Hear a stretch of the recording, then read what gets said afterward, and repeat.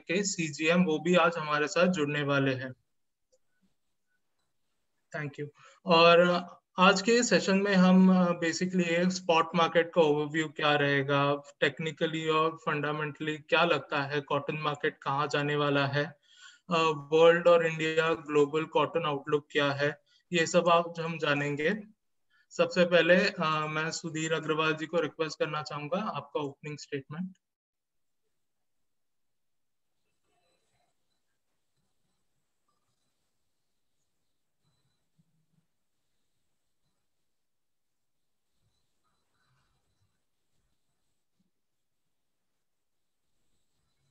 Sudhir sir, मेरी आवाज आ रही है आपको? सुधीर जी ने अनम्यूट नहीं किया है।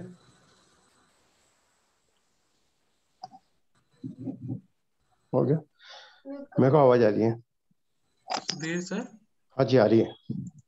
Hello hello hello hello. हाँ सर, आपकी आवाज आ रही है। मैं आज के इस कार्यक्रम में पधारे हुए सभी अतिथियों का हार्दिक अभिनंदन करता हूँ। एकोशिया की तरफ से सुधीर अग्रवाल हूँ। एकोशिया और केडिया कैपिटल हर समय अपने सदस्यों के लिए इस टाइप के प्रोग्राम आयोजित करता रहता है। इस बार भी हमने इस टाइप का प्रोग्राम आयोजित किया है जिससे कि अपने सदस्यों के लिए फायदा हो। इस बार के कार्यक्रम में मोलतोल के कमल शर्मा जी, पृथ्वी के अपना मनोज कुमार जैन जी, एनसीडीएस के अरुण यादव जी और सीसीआई के सीएमडी सीजीएम श्रीमान संजय पाणीगढ़े साहब पधारेंगे। मैं आप सभी से आग्रह करूंगा कि इस कार्यक्रम का आप फायदा ज्यादा से ज्यादा फायदा उठाएं।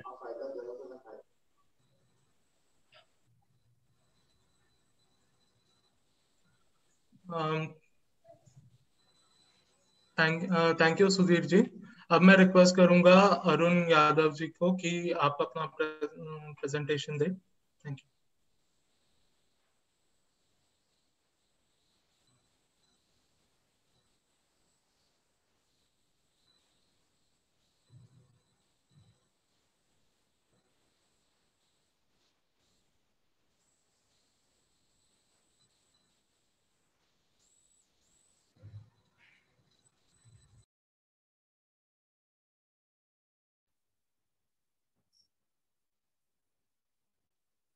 प्रेजेंटेशन विजिबल है सौरभ? हाँ सर।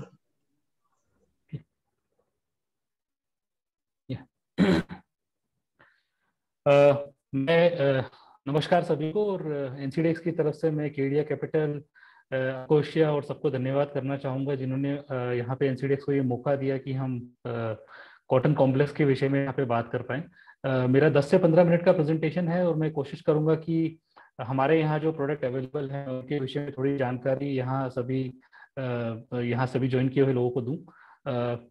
और मेरा जो प्रेजेंटेशन है मोस्टली कपास और कोकुड़, जिसे हम कहते हैं कॉटन सीड ऑयल केक, उसके विषय में थोड़ा। तो आशा करता हूँ कि प्रेजेंटेशन के बाद सभी को इससे फायदा होगा। शुरू करते हैं। तो अगर हम बात करें कॉटन कॉम्प्लेक्स की, तो अगर हम देखें तो कपास जो है, जिसे हम कॉटन बॉल्स भी कह सकते हैं, पिकिंग के बाद जो आता है, उससे ये जो एक प्रोडक्ट है शंकर कपास, जो सबसे बड़ा प्रोडक्ट है इस पूरे कपास कॉम्प्लेक्स का, या हम कपास में कहें तो सबसे बड़ी जो ग्रोन वैरायटी है वो शंकर कपास है।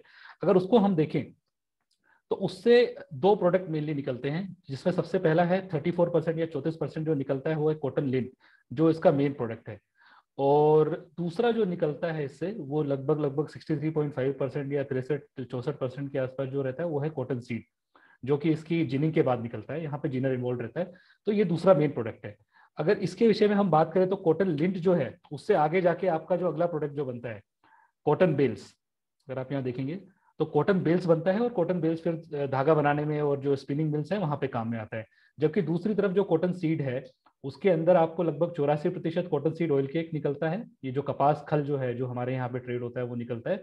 और लगभग 10 से 11% जो है कॉटन वॉश ऑयल निकलता है, जो बाद में रिफाइन होके खाने के काम में आता है। तो अगर हम इसको पूरी वैल्यू चेन को देखें तो हम पाएंगे कि हमारे पास कपास का कॉन्ट्रैक्ट मौजूद है ट्रेड करने के लिए, हमारे पास कॉटन सीड ऑयल केक यानी कपास खल का प्रोडक्ट मौजूद है, कॉटन का प्रोडक्ट मौजूद है ट्रेड करने के लिए फ्यूचर्स में। तो मोटा मोटी लगभग अगर हम देखें तो अगर हम वैल्यू के टर्म्स में बात करें तो 80 to 90% ऑफ द वैल्यू जो है इस वैल्यू चेन की, वो कवर्ड हो जाती है डिफरेंट प्रोडक्ट के माध्यम से फ्यूचर्स में ट्रेड करने के लिए। आगे बढ़ते हैं। तो अगर हम देखें तो सबसे पहले जिनर जो है वो एक मेन कड़ी है इसके अंदर, जो जिन करके शंकर कपास से लिंट और सीड प्रोड्यूस करते हैं। उसके बाद में आपके मिलर्स है या सीड क्रशर्स है जो उसको क्रश करके केक और तेल बनाते हैं, ऑयल बनाते हैं। और दूसरी साइड में स्पिनर्स हैं जो उसको कॉटन बिल से धागा बनाते हैं और फिर वो अलग अलग उद्योगों में इस्तेमाल के लिए जाता है।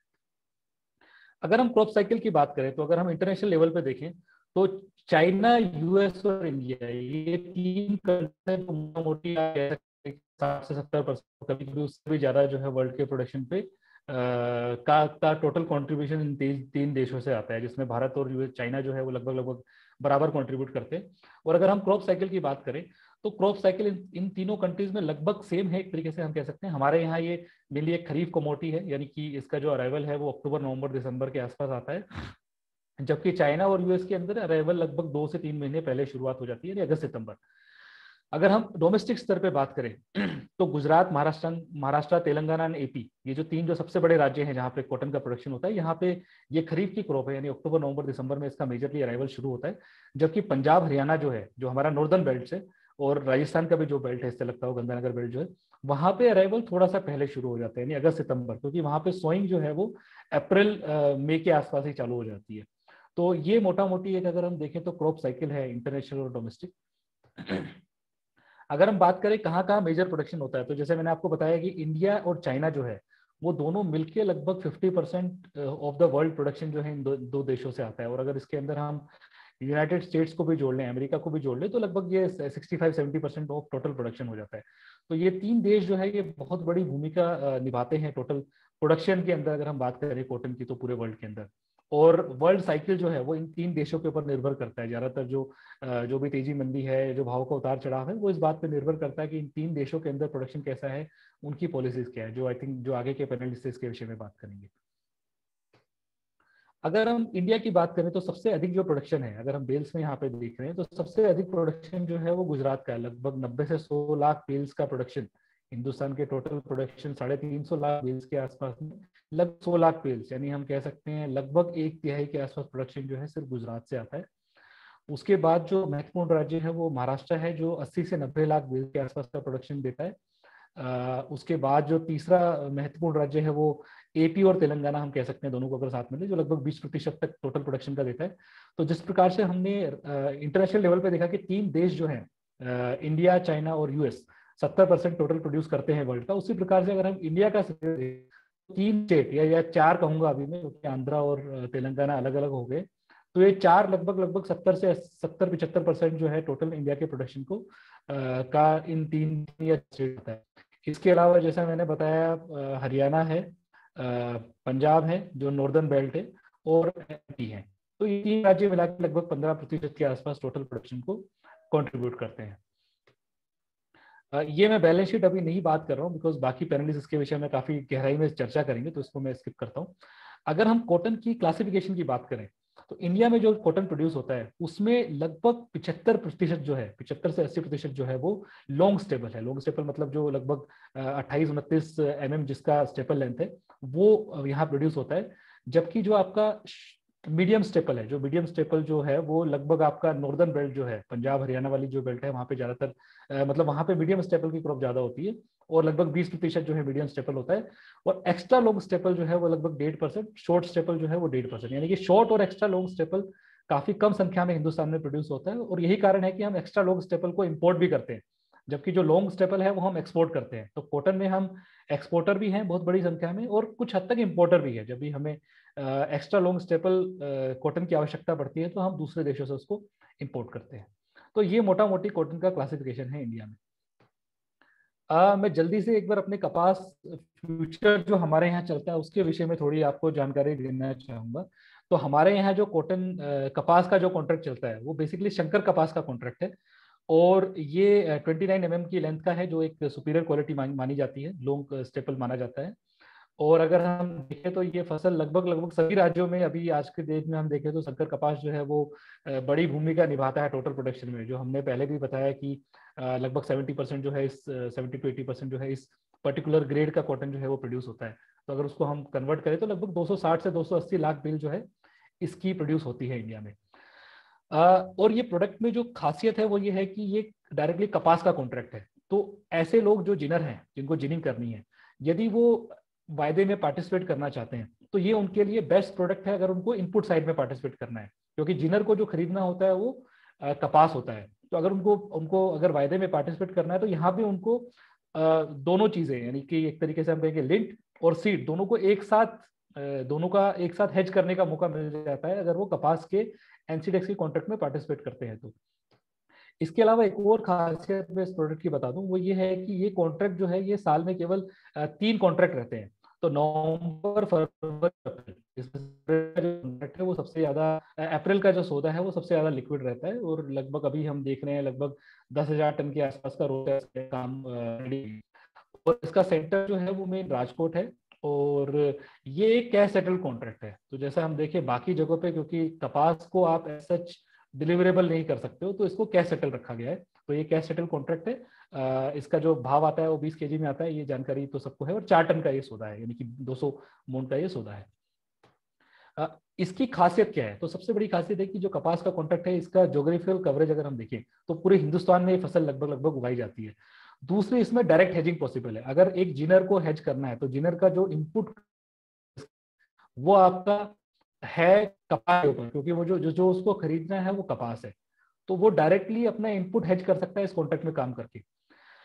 तीसरी जो बहुत महत्वपूर्ण चीज है, जो इन्वेस्टर क्लास जो काम करता है किसी भी कॉन्ट्रैक्ट के अंदर, फ्यूचर्स के अंदर, या जो लॉन्ग टर्म व्यू लेके काम करते हैं, वो ये है कि इसके अंदर केवल 3 सौदे अवेलेबल है, जिसमें से भी केवल अप्रैल का सौदा ज्यादा लिक्विड रहता है। तो आप लॉन्ग टर्म व्यू ले सकते हैं। ऐसा नहीं है कि आपको हर महीने रोल ओवर करना पड़ेगा, अपनी पोजीशन अगले महीने में लेके जानी पड़ेगी, वो आवश्यकता नहीं है। आपने एक बार अगर पोजीशन बना ली तो लगभग 1 साल के लिए आप उस पोजीशन को कैरी कर सकते हैं बिना हर महीने का रोल ओवर कॉस्ट दिए, जो एक बायर के लिए बड़ा खर्चा हो जाता है अगर हम बाकी कॉन्ट्रैक्ट में बात करें। तो इस कॉन्ट्रैक्ट को इस प्रकार से डिजाइन किया गया है कि आपको रोल ओवर का कोई खर्चा नहीं है। अगर आपने एक बार व्यू लेके अगर पोजीशन बना ली तो अब आप उस पोजीशन को लॉन्ग टर्म तक रख सकते हैं, लगभग 1 साल तक आप उस पोजीशन को कैरी कर सकते हैं बिना कोई एक्स्ट्रा एक्सपेंस दिए। तो ये एक बहुत बड़ी खासियत है इस कॉन्ट्रैक्ट की। और ये कॉटन की लगभग पूरी वैल्यू चेन को कवर करता है। अगर हम देखें तो कोई भी इसमें पार्टिसिपेट कर सकता है, क्योंकि अगर हम देखें जो कॉटन सीड का जो यूजर है वो भी कुछ ना कुछ कपास से उसका पे निर्भरता है, क्योंकि मेन प्रोडक्ट यही है। तो पूरी वैल्यू चेन इसमें पार्टिसिपेट कर सकती है। अगर हम कोरिलेशन की बात करें तो इस प्रोडक्ट के अंदर अगर हम देखें तो अगर इंटरनेशनल के साथ देखें तो लगभग 50% की कोरिलेशन है इस प्रोडक्ट में इंटरनेशनल एक्सचेंजेस के साथ में, और लगभग 50 से 60% इसकी कोरिलेशन है अगर हम जो कॉटन का कॉन्ट्रैक्ट अगर देखें एमसीएक्स में उसके साथ में। तो काफी लोग इसमें स्ट्रेटेजी बना के दोनों के बीच में भी काम करते हैं, जो आने वाले जो स्पीकर है उसके विषय में बात करेंगे। इसको मैं स्किप करता हूं। तो एक महत्वपूर्ण चीज जो है, क्योंकि अभी हम अप्रैल की तरफ जा रहे हैं, वो ये है क्योंकि हमारे सारे कॉन्ट्रैक्ट स्पॉट पे सेटल होते हैं। और अगर हमें स्पॉट प्राइस के विषय में जानकारी है तो अगर आप देखेंगे हर साल लगभग अप्रैल में जब एक्सपायरी होती है तो देखिए दोनों साल अगर आप देखेंगे पिछले 2 साल का ये फिगर है, तो आपका कॉन्ट्रैक्ट क्योंकि स्पॉट पर सेटल होना है तो वो स्पॉट की तरफ मूव करता है, चाहे वो ऊपर चल रहा हो चाहे नीचे चल रहा हो। तो अगर आप यहाँ पे आप देखेंगे तो हमेशा कॉन्ट्रैक्ट अप्रैल के आसपास जाके वो स्पॉट के बराबर आ जाता है। तो ये एक बहुत अच्छी अपॉर्चुनिटी है लास्ट के 1 महीने में किसी को भी ट्रेड करने के लिए, कि अगर स्पॉट से आप फर्क देख लीजिए और अगर आपको लगता है कि स्पॉट तो कॉन्ट्रैक्ट उस पर जाके सेटल होना है तो आप उसमें ट्रेड कर सकते हैं। और ये कैश सेटल कॉन्ट्रैक्ट है तो इसके अंदर कोई आपको डिलीवरी का थ्रेट या उस तरीके की चीजें भी नहीं है। एक और चीज मैं इसके विषय में बताना चाहूंगा कि हमारा जो कॉटन का कॉन्ट्रैक्ट है उसमें डायरेक्टली हम कपास के भाव नहीं लेते। जो हम भाव लेते हैं वो कॉटन बेल्स के भाव लेके, जैसे यहाँ 21,200 का आपको भाव दिख रहा है, और कॉटन सीड का भाव लेके, उन दोनों प्राइजेस को लेके हम कॉटन यानी कि कपास का भाव डिराइव करते हैं या निकालते हैं। तो ये कैलकुलेशन मैं यहाँ एक्सप्लेन नहीं कर रहा हूँ क्योंकि थोड़ी समय की कमी है, बट ये मैं आप लोगों से बाद में प्रेजेंटेशन के थ्रू शेयर कर सकता हूँ। दूसरा महत्वपूर्ण कॉन्ट्रैक्ट जो है वो है कि कपास खल का जो कॉन्ट्रैक्ट है, जो एनसीडीएक्स पे काफी लंबे समय से ट्रेड कर रहा है। अभी रिसेंटली इस कॉन्ट्रैक्ट ने 52 महीने का 1 साल का हाई टच किया है, 2288 रुपए का। लगभग 333 करोड़ का अभी काम हुआ है 1 दिन के अंदर। और अगर हम बात करें अभी ओपन इंटरेस्ट की तो लगभग लगभग ये 2 लाख टन के आसपास पहुंचने वाला है, जो पिछले 2 साल का हाईएस्ट है। इसके अलावा लगभग 80,000 टन के आसपास इसमें डिपॉजिट हो चुका है इस साल, जो पिछले साल से लगभग दुगना है। तो अगर आप किसी भी प्रकार से देखें तो ये जो कॉन्ट्रैक्ट है ये इस साल अपने पीक पे आप कह सकते हैं, पिछले 2-3 सालों में अपने पीक पे एक तरीके से अगर हम बात करें पार्टिसिपेशन के रूप में, और रोज 1 लाख टन के आसपास का इसमें काम हो रहा है। तो इसमें एंट्री एग्जिट भी बहुत आसान है, और एनसीडीएक्स पे जो सबसे लिक्विड कॉन्ट्रैक्ट है उसमें से एक हमारा कोकुड़ का जो कॉन्ट्रैक्ट है, कॉटन सीड ऑयल का जो कॉन्ट्रैक्ट है वो है। ये इसके स्पेसिफिकेशन है, मैं इस पे ज्यादा नहीं जाऊंगा, बट जस्ट जो लोग नए हैं उनकी जानकारी के लिए कि अकोला इसका बेसिस सेंटर है, यानी भाव अकोला के चलते हैं। 10 टन का सौदा है, 1 रुपए का टिक साइज है। और इसके अलावा जो कड़ी है वो हमारा एडिशनल सेंटर है, यानी कि कड़ी के अंदर हमारा, कड़ी में भी आप डिलीवरी दे सकते हो गुजरात में, वो 30 रुपए के प्रीमियम पे, यानी अगर आप कड़ी में डिलीवरी देते हो तो आपको 30 रुपए का एक्स्ट्रा प्रीमियम मिलता है अगर आप डिलीवरी छोड़ते हो तो, और अगर डिलीवरी लेते हो तो 30 रुपए आपको अकोला के मुकाबले ज्यादा देने पड़ते हैं। ये कवर हो गया है। तो ये सीजनल चार्ट है। तो अगर आप देखिए तो अभी तक जो, अगर आप कपास कल का इस साल का भाव देखें तो लगभग पिछले 3 सालों के ट्रेंड को ये लगभग फॉलो कर रहा है। अब ये यहाँ से कहाँ जाएगा ये जानने वाली बात है, जिसके विषय में आगे आने वाले पैनलिस्ट चर्चा करेंगे। बट अगर अभी तक आप देखें तो लगभग ये पिछले 2-3 सालों का जो एक तरीके का चार्ट है उसको फॉलो कर रहा है। अब आगे देखने वाली बात यह है कि ये 2018-19 के चार्ट को यहाँ से फॉलो करता है या फिर ये 2019-20 के चार्ट को यहाँ से फॉलो करता है। तो वो एक बहुत इंटरेस्टिंग होगी, आगे पैनलिस्ट जिसके विषय में बात करेंगे। एक और चीज जो मैं दिखाना चाहूंगा, क्योंकि ये डिलीवरेबल कॉन्ट्रैक्ट है कपास खल का, तो एक महत्वपूर्ण चीज जो इसमें है वो ये है, अगर आप इस ग्राफ को देखेंगे तो ये जो ग्राफ दिखा रहा है ये कड़ी का भाव, यानी कड़ी का स्पोर्ट का भाव माइनस एनसीडीएक्स का वायदे का भाव को दिखा रहा है। और अगर आप किसी भी साल में देखेंगे तो लगभग हर साल आप ये देखेंगे कड़ी का स्पोर्ट जो है वो वायदे के मुकाबले एक्सपायरी के आसपास, यानी कि अप्रैल के बाद में बढ़ना शुरू हो जाता है। इससे क्या पता चलता है, मैं जरा उसके ऊपर तवज्जो देना चाहूंगा कि यदि आप कड़ी में फिजिकल माल लेके उसको एक्सचेंज पे हेज करते हैं तो आपको अप्रैल मई के बाद में ऐसा मौका मिलेगा कि आपका फिजिकल माल जो है, जो हाजिर माल है, वो ज्यादा प्रीमियम पे बिकेगा और वायदा आप नीचे के भाव में काट सकते हैं। तो अगर कड़ी में रख के आप, जैसे ये 3 साल या 4 साल का डेटा मैं आपको जो दिखा रहा हूं, अगर आपने कड़ी में रख के हेज किया इन 4 सालों में तो आप देखेंगे कि आपको हेजिंग के अंदर एक एक्स्ट्रा बेनिफिट, क्योंकि आपका हाजिर ज्यादा बढ़ गया वायदे के मुकाबले या फ्यूचर के मुकाबले, तो वो आपको देखने को मिलेगा हर साल, पिछले 4 सालों में लगातार। अभी इस साल की सिचुएशन अभी हम कह नहीं सकते हैं, बट पिछले 4 सालों में ये ट्रेंड कंटिन्यूसली फॉलो हुआ है।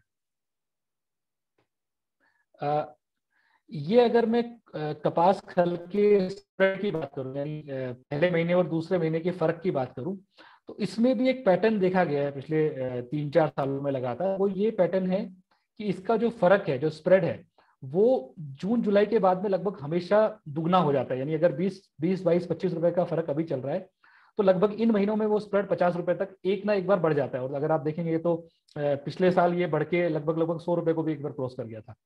तो ये भी एक पैटर्न है जिसको आप ध्यान में रख सकते हैं जब आप ट्रेड करें, और इसके विषय में आगे और भी चर्चा की जाएगी बाकी पैनलिस्ट के द्वारा। तो ये कुछ चीजें हैं जो आप जब भी आप कपास के कॉन्ट्रैक्ट में या कॉटन सीड ऑयल के कॉन्ट्रैक्ट में काम करते हैं तो इन पे ध्यान दे सकते हैं। और इसी के साथ मेरा प्रेजेंटेशन मैं खत्म करता हूं। अगर कोई क्वेश्चन आंसर रहेंगे तो हम लास्ट में ले सकते हैं। धन्यवाद। थैंक यू अरुण सर, आपका व्यू बताने के लिए, आपका प्रेजेंटेशन के लिए। आज हमने देखा कि ये वेबिनार, ये मीट में बहुत अच्छा पार्टिसिपेशन रहा है। मैं होप करता हूँ ये पार्टिसिपेशन Q&A सेशन के दौरान भी रहेगा।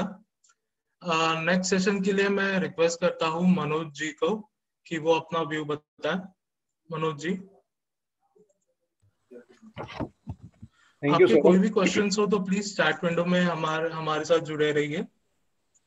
हमारे पैनलिस्ट आपके हर क्वेश्चन का आंसर देने के लिए जुड़े रहेंगे। Thank you. Thank you Saurabh. सबसे पहले तो सुधीर अग्रवाल जी और एसोसिएशन का बहुत बहुत धन्यवाद कि आज मंच के माध्यम से अपने व्यूज जो है रखने का मौका मिल रहा है। साथ में अजय केडिया जी, कमल शर्मा जी, अरुण यादव जी, आपका भी बहुत बहुत धन्यवाद। अरुण जी ने प्रोडक्ट के बारे में, जो एनसीडीएक्स के जो प्रचलित प्रोडक्ट हैं दोनों जो कॉटन कॉम्प्लेक्स से जुड़े हुए हैं, उनके बारे में अपनी पूरी डिटेल्स जो है वो शेयर की है। जैसा कि मुझे बताया गया है कि मुझे थोड़ा सा इंटरनेशनल मार्केट और जो कोविड के दरमियान हुआ और अभी का जो सीन है और आगे क्या फ्यूचर रह सकता है, उसके ऊपर अपनी चर्चा रखनी है। तो शुरुआत में मैं एक चीज़ ये बताना चाहूँगा कि पिछले एक साल की अगर हम बात करें, फरवरी 2020 से अभी हम फरवरी 2021 में हैं, पूरी दुनिया में दो शब्द जो है सबसे ज़्यादा प्रचलित रहे। अगर हम इंग्लिश वाले शब्द की बात करें तो कोविड, और हिंदी वाले शब्द की बात करें तो आत्मनिर्भर भारत। तो कोविड से आत्मनिर्भर भारत तक आते आते क्या चेंजेस आए, मार्केट ने क्या स्थितियां देखी, आगे क्या संभावनाएं बन रही है, इसके ऊपर हम चर्चा करेंगे। वर्ष 2020 में जब कोविड की शुरुआत हुई भारत में, हालांकि नवंबर 2019 से जो है कोविड आया था चाइना से, और ये वायरस आने के बाद पूरे भारत में ही नहीं पूरी दुनिया में अफरा तफरी का माहौल देखने को मिला। तो इससे ये चेंज आया कि पूरे दुनिया भर के जो इन्वेस्टर्स थे, ग्लोबल इन्वेस्टर्स थे, वहां पे उनका पूरा फोकस, जब कोविड आया तो पूरा फोकस ये था कि जान है तो जहान है, मतलब अभी हमको जान बचाना है, जहान की चिंता बाद में करेंगे। तो जब ये धारणा मन में आ जाती है कि जान है तो जहान है, तो उस समय आपके जितने भी रिस्कियर असेट्स है वहां से पैसा तेजी से निकलना शुरू हुआ और लोग सेफ हेवन की तरफ दौड़ते हुए नजर आए। तो जब हमने देखा कि ऐसी सिचुएशन बनी, तो पूरे ग्लोबल मार्केट में जितने भी असेट क्लासेस थे, चाहे वो एग्रीकल्चर कमोडिटीज हो या नॉन एग्रीकल्चर कमोडिटीज हो या दूसरे आपके इक्विटी के इन्वेस्टमेंट्स हो, वहां पे हमने जबरदस्त सैलाब बनते हुए देखा, और जिसके चलते डॉलर इंडेक्स में जबरदस्त मजबूती देखने को मिली। मतलब सेफ हेवन की तरफ पूरा ग्लोबल जो इन्वेस्टर क्लास है वो बढ़ता हुआ देखा। इसके चलते डॉलर इंडेक्स को हमने 100 के आंकड़े को भी पार करते हुए देखा मार्च 2020 में, और वहां पे लगभग 103 तक के लेवल्स आते हुए देखे। लेकिन जब पूरे दुनिया में लॉकडाउन लगे और फिर अप्रैल मई में ये सिचुएशन देखने को मिली कि नहीं, हमको केवल जान की ही चिंता नहीं करनी है, जहान की भी चिंता करनी है, हमें जान भी बचाना है और जहान भी बचाना है। तो जब ये मनोवृत्ति चेंज होनी स्टार्ट हुई मई 2020 के बाद से, और ग्लोबल इकोनॉमी में फिर हमने जो है लॉकडाउन जो है ग्रेजुअली ईज होते हुए देखे, और पूरे दुनिया के देशों में जब शुरुआत हुई कि लॉकडाउन को हमको कम करना है, इसेंशियल सर्विसेज को स्टार्ट करना है, फिर धीरे धीरे बाकी सर्विसेज भी जो है वो ईज होती हुई दिखी। तो हमने देखा कि जो सेफ हेवन असेट की तरफ जो इन्वेस्टमेंट जा रहे थे, वहां से फिर वापस एक बार जो है अनवाइंडिंग देखने को मिली, और ग्लोबल इन्वेस्टर फिर एक बार जो है रिस्कियर असेट की तरफ बढ़ते हुए देखे। डॉलर इंडेक्स जो मार्च 2020 में 103 तक के आंकड़े पर पहुंच गया था, वहां हमने फिर गिरावट आते हुए देखी, और अभी फरवरी 2021 में हम देख रहे हैं कि डॉलर इंडेक्स लगभग 90.50 के आसपास अभी ट्रेड कर रहा है। डॉलर इंडेक्स में हमने 12% का फॉल अपने हाईज से आते हुए देखा। अभी सीन ऐसा बन रहा है कि डॉलर इंडेक्स में आने वाले समय में भी कमजोरी जारी रहेगी। डॉलर इंडेक्स में जब जब मजबूती आती है तो पूरे जो असेट क्लासेस है, चाहे वो एग्रीकल्चर कमोडिटीज हो या दूसरे असेट क्लासेस हो, वहां प्रेशर बनता हुआ दिखता है। डॉलर इंडेक्स में नरमी का संकेत है कि आगे जो दूसरे असेट क्लासेस है, चाहे वो एग्रीकल्चर कमोडिटीज हो या दूसरे असेट क्लासेस हो, वहां पे फ्यूचर जो है वो अच्छा रहने वाला है। अभी डॉलर इंडेक्स में जो वीकनेस है उसके पीछे मुख्य वजह यह रहेगी कि जो यूएस फेडरल रिजर्व का जो फिस्कल डेफिसिट जो है, बजट डेफिसिट, वो तेजी से बढ़ रहा है। यूएस के स्टिमुलस जारी है, क्योंकि वहां पे जो जॉब लॉसेस है वो अभी भी बहुत ज्यादा है, लगभग 8.5 लाख के आसपास अभी भी अनएम्प्लॉयमेंट क्लेम्स जो है वो हर सप्ताह आ रहे हैं। तो उसको देखते हुए यूएस फेडरल रिजर्व के गवर्नर ने अभी पिछले सप्ताह भी ये बात रखी है कि हम सॉफ्ट मॉनेटरी पॉलिसी को लंबे समय तक जारी रखेंगे, मतलब ब्याज दरें कम रहेगी, स्टिमुलस जारी रहेंगे, तो कहीं ना कहीं डॉलर इंडेक्स के ऊपर भी प्रेशर रहेगा। मेरा मानना है कि डॉलर इंडेक्स शॉर्ट टर्म में 88.50, और अगर वो लेवल्स ब्रेक होंगे तो फिर यहाँ पे बड़ी जो है गिरावट की भी संभावनाएं बनती हुई दिख रही है। इससे ये होगा कि जो दूसरे असेट क्लासेस है वहां पे बढ़त देखने को मिलेगी, मतलब एग्रीकल्चर कमोडिटीज जो है कॉम्प्लेक्स है, वहां पे बड़ा सपोर्ट जो है आगे भी वर्ष 2021 में बना रहेगा। डॉलर इंडेक्स के साथ में और भी जो इंपॉर्टेंट फैक्टर्स है जो ये इशारा कर रहे हैं कि आगे जो कमोडिटी मार्केट है वो बेहतर रह सकता है। स्पेशली एग्रीकल्चर कमोडिटीज की बात करूं तो सबसे बड़ी चीज है लिक्विडिटी। हमने देखा है कि कोविड में जो ग्लोबल हमने टर्मोइल देखा, अर्थव्यवस्थाएं जो ध्वस्त हुई, तो जिसके चलते पूरे दुनिया भर के जो ग्लोबल सेंट्रल बैंक है उन्होंने लिक्विडिटी की जो पंपिंग है वो ग्लोबल इकोनॉमी में जारी रखी है, और ये लिक्विडिटी वर्ष 2021 के दरमियान पूरे वर्ष बनी रहेगी। इसके चलते ये होगा कि जब लिक्विडिटी का यूफोरिया होगा तो आपकी जो इन्फ्लेशन है वो बढ़ेगी, डिमांड बढ़ेगी, तो आपके जो कमोडिटीज मार्केट है वो तेजी की तरफ जो है बने रहेंगे। दूसरा जो लोअर इंटरेस्ट रेट है ये भी एक बहुत बड़ा फैक्टर है, जैसा कि सारे ग्लोबल सेंट्रल बैंक्स इशारा कर रहे हैं कि सॉफ्ट मॉनेटरी पॉलिसी वर्ष 2021 में जारी रहेगी, क्योंकि पूरी जो ग्लोबल अर्थव्यवस्था है उसको ट्रैक पर लाना है। तो जब अगर ब्याज दरें कम रहेगी तो लिक्विडिटी का फ्लो बेहतर रहेगा, उसके चलते भी डिमांड जो है वो बनी रहेगी और ये मार्केट्स को सपोर्ट करती हुई नजर आएगी। एक और मुख्य वजह यह है कि जो जियोपॉलिटिकल टेंशन्स है वो भी कम होते हुए दिखेंगे। उसके पीछे दो मुख्य वजह, एक तो कोविड को हम मान सकते हैं, दूसरा यूएस में जो गवर्नमेंट चेंज हुई है उसके बाद भी अब पूरे दुनिया भर के जानकारों का ये मानना है कि जियोपॉलिटिकल टेंशन्स में कमी देखने को मिलेगी वर्ष 2021 और उसके बाद के वर्षों में। तो जब जियोपॉलिटिकल टेंशन्स कम होंगे तो वहां से भी जो है मार्केट को सपोर्ट्स आते हुए दिखेंगे। तो जो चारों इंपॉर्टेंट फैक्टर्स है, चाहे वो डॉलर इंडेक्स हो, लिक्विडिटी हो, लोअर इंटरेस्ट रेट्स हो या जियोपॉलिटिकल टेंशन्स का कम होना हो, ये सारी चीजें इशारा कर रही है कि वर्ष 2021 जो है कमोडिटी मार्केट्स के लिए बेहतर रहने वाले हैं। अब हम हमारे सब्जेक्ट पे आते हैं कि ये कोविड से अभी फरवरी तक हम पिछले एक साल में आए हैं, तो वहां हमने मार्केट के ऊपर क्या इम्पैक्ट पड़ते हुए देखी। जैसा कि शुरुआत में मैं बता रहा था कि डॉलर इंडेक्स जो है मार्च में अपने हाईज पर था। जब हमने डॉलर इंडेक्स के हाईज बनते हुए देखे तो अगर हम यूएस कॉटन की बात करें तो मार्च में यूएस कॉटन का जो वायदा है वो 50 सेंट्स के नीचे चला गया था, लगभग 48.4 के आसपास के लोज हमने वहां पे बनते हुए देखे थे। जैसे जैसे डॉलर इंडेक्स जो है फिर कमजोर होना शुरू हुआ, हमने देखा है कि यूएस वायदा जो है कॉटन वायदा फिर अभी फरवरी में 86 सेंट्स के ऊपर ट्रेड कर रहा है। मेरा मानना है कि यहाँ भी आने वाले समय में जो है एक ब्रेकआउट की संभावना है। 93 सेंट्स जो है यहाँ इमीडिएट एक हर्डल दिख रहा है, और मेरा मानना है कि अगर वो पार होता है तो बड़ी बढ़त जो है यूएस वायदा में 105 107 सेंट्स तक जो है देखने को मिल सकती है। तो डॉलर इंडेक्स का हमने देखा है कि डायरेक्ट कोरिलेशन यहाँ पे यूएस कॉटन वायदा के ऊपर देखने को मिल रहा है। इसको अगर हम भारतीय रेफरेंस में बात करें तो एमसीएक्स जो कॉटन है, मई में हमने देखा था कि वहां 14,800 के भाव थे, और फरवरी में अभी हम 21,500 पे वायदा ट्रेड होते हुए देख रहे हैं। जिस तरह से यूएस कॉटन वायदा में तेजी आ रही है, यहाँ भी जो है बढ़त देखने को मिल सकती है।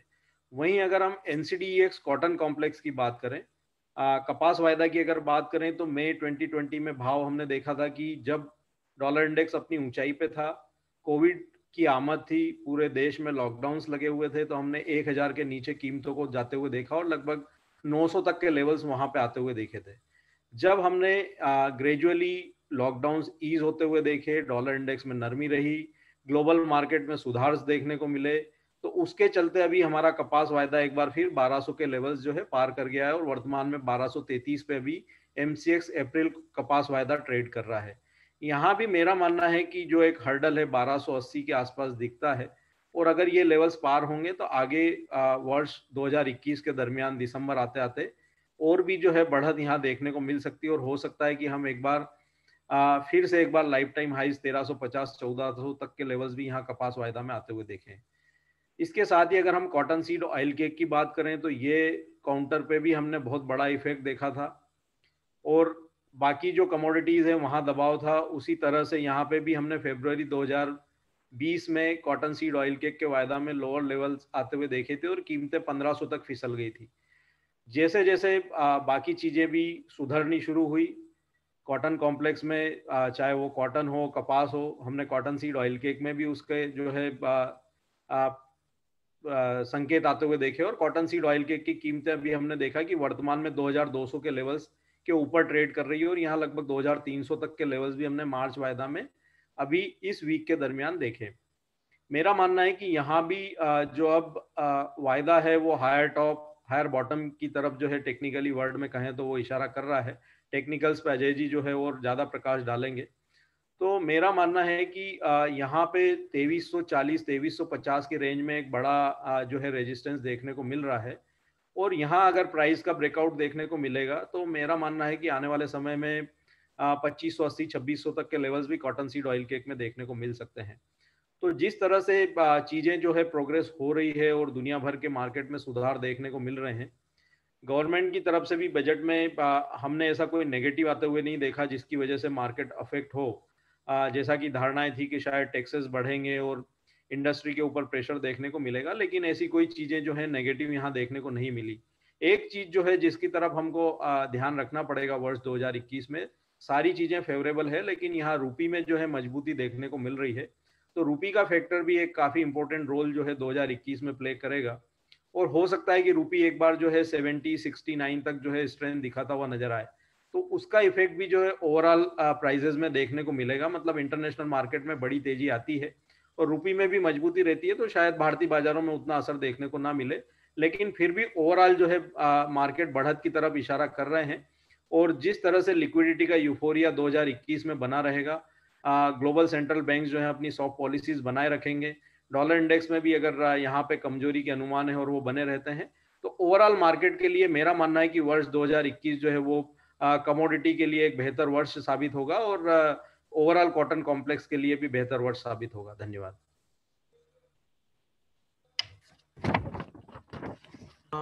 थैंक यू मनोज सर आपकी राय शेयर करने के लिए।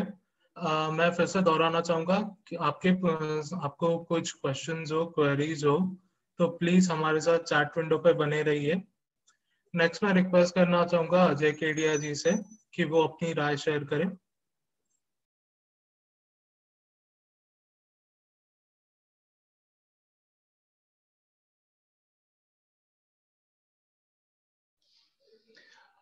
धन्यवाद। सबसे पहले आप सभी का स्वागत है आज के इस सेशन में, and I hope my screen is visible. Screen दिख रही है? Just a minute.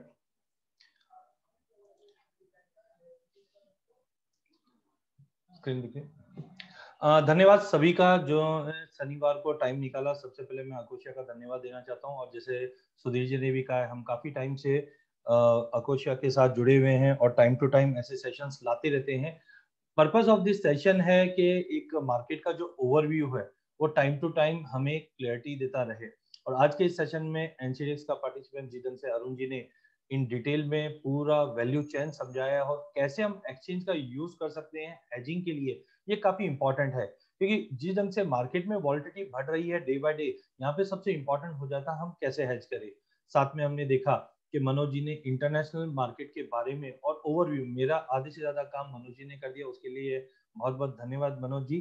और साथ में हमारे साथ आज काफी पैनलिस्ट में जुड़े हुए हैं। सुधीर जी ने तो अपडेट दिया ही है, साथ में अरुण जी ने भी काफी अच्छा एक्सचेंज का रोल बताया है। डॉक्टर हनीश जी भी हमारे साथ जुड़े हुए, जिनको करीबन 20 साल का एक्सपीरियंस है एग्री मार्केट में, और सीसीआई से भी जुड़े हुए हैं, जो डेफिनेटली आज का जो सेशन है, इसके बाद जो हम पैनल डिस्कशन रखेंगे उसमें एक वैल्यू ऐड करेंगे। और साथ में कमल जी भी है हमारे साथ, जो मोल तोल से हैं, और आप जानते ही हैं उनके जो वीडियोस रहते हैं इन डेप्थ एक एक एग्री कमोडिटी पे वो लेते हैं, तो डेफिनेटली पैनल डिस्कशन काफी अच्छा रहेगा। जैसे मुझे बताया गया है, और मैं जनरली जो सेशंस लेता भी हूँ, तो डेफिनेटली आज के दिन में थोड़ा और उसको प्रिसाइसली ग्लोबल मार्केट के साथ साथ ऐसे क्या चीजें हैं जो हमें देखना चाहिए। तो let's start with the market overview on cotton complex. तो सबसे पहले कमोडिटी बहुत इंपॉर्टेंट है, और 2 दिन पहले एक स्टेटमेंट आया था जेपी मॉर्गन का। देखिए, मैं कॉटन में जो मनोज जी ने भी कहा है कि आने वाले टाइम में और बड़ी तेजी देख सकते हैं, जस्ट एक मैं उसका एक ग्राउंड तैयार कर रहा हूँ पैनल डिस्कशन के लिए भी। सबसे पहले जेपी मॉर्गन का एक स्टेटमेंट आया जिसमें लिखा था कमोडिटी में have just begun a new super cycle. और मैं पिछले 1 साल से कंटिन्यू ये वाला जो चार्ट है S&P 500 versus S&P commodity index, ये आप देखेंगे तो 1970 से, मतलब ऑलमोस्ट 50 साल का ये चार्ट है, जो कहीं ना कहीं संकेत देता है कमोडिटी बढ़ेगी, कमोडिटी में इन्वेस्ट करिए। हाँ, 1970 से लेकर 1975 तक की जो रैली थी, इसके अंदर क्रूड ऑयल ने बड़ा सपोर्ट किया था। देन 1990 से लेकर 1995 तक का जो जंप था हमने, उसमें भी क्रूड में और गोल्ड में सपोर्ट मिला हुआ था। फिर हमने 2000 से लेकर 2008 तक का स्टेडी बाउंस आते हुए देखा। इसके अंदर हमने देखा कि गोल्ड में भी तेजी थी, क्रूड में भी तेजी थी, और कुछ एग्री कमोडिटी में भी तेजी थी। अगर आपको ध्यान हो तो 2008, 9, 10, 11 में फूड क्राइसिस हुए थे, जिसके बाद एग्री मार्केट के अंदर बेतहाशा बड़ी तेजी थी। और और अब 2020 के अंदर भी अगर हम देखें तो सुपर साइकिल स्टार्ट हुआ है। और इस बार जो सुपर साइकिल है ना क्रूड ऑयल के पीछे चलने वाला है ना गोल्ड के पीछे चलने वाला है, इस बार एग्री के साथ चलने वाला है। क्योंकि ये आप 100 साल का भी ट्रैक रिकॉर्ड निकाल के देखेंगे तो पैंडेमिक जब भी ऐसी महामारी आती है तो एग्री कमोडिटी के अंदर हमेशा एक अच्छी तेजी बनती है, इन्फ्लेशन बढ़ता ही बढ़ता है। तो जब जेपी मॉर्गन ने भी कहा है और काफी चार्ट्स जो मैं एआरटी पे काम करता हूँ, अल्टरनेट रिसर्च टेक्निक्स, तो इसके अंदर भी काफी ऐसे इंडिकेटर्स है जो अभी सिग्नल दे रहे हैं कि एग्री कमोडिटी के अंदर बड़ी तेजी। पिछले साल की अगर बात करें, चाहे हम कॉटन कॉम्प्लेक्स की बात करें, पल्सेस की बात करें, ऑयल सीड कॉम्प्लेक्स की बात करें जिसमें अभी भी तेजी जारी है, ये स्टार्टिंग है। आप ये मत सोचिए हम पीक पे पहुंच चुके हैं, थोड़ा बहुत एडजस्ट होता हुआ चलेगा, लेकिन ओवरऑल पूरे ही एग्री कॉम्प्लेक्स के अंदर तेजी स्टार्ट हुई है और 2021 काफी अच्छे रिटर्न देने वाला है।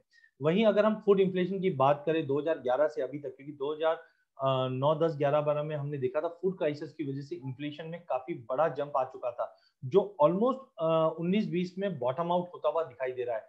अब यहाँ से जैसे से बाउंस आएगा, ये कहीं ना कहीं एग्री कमोडिटी को लाइमलाइट में रखेगा। दो चार्ट और रखा है मैंने यहाँ पे, सबसे इंपॉर्टेंट है crude prices versus polyester prices, मतलब क्रूड के प्राइजेस।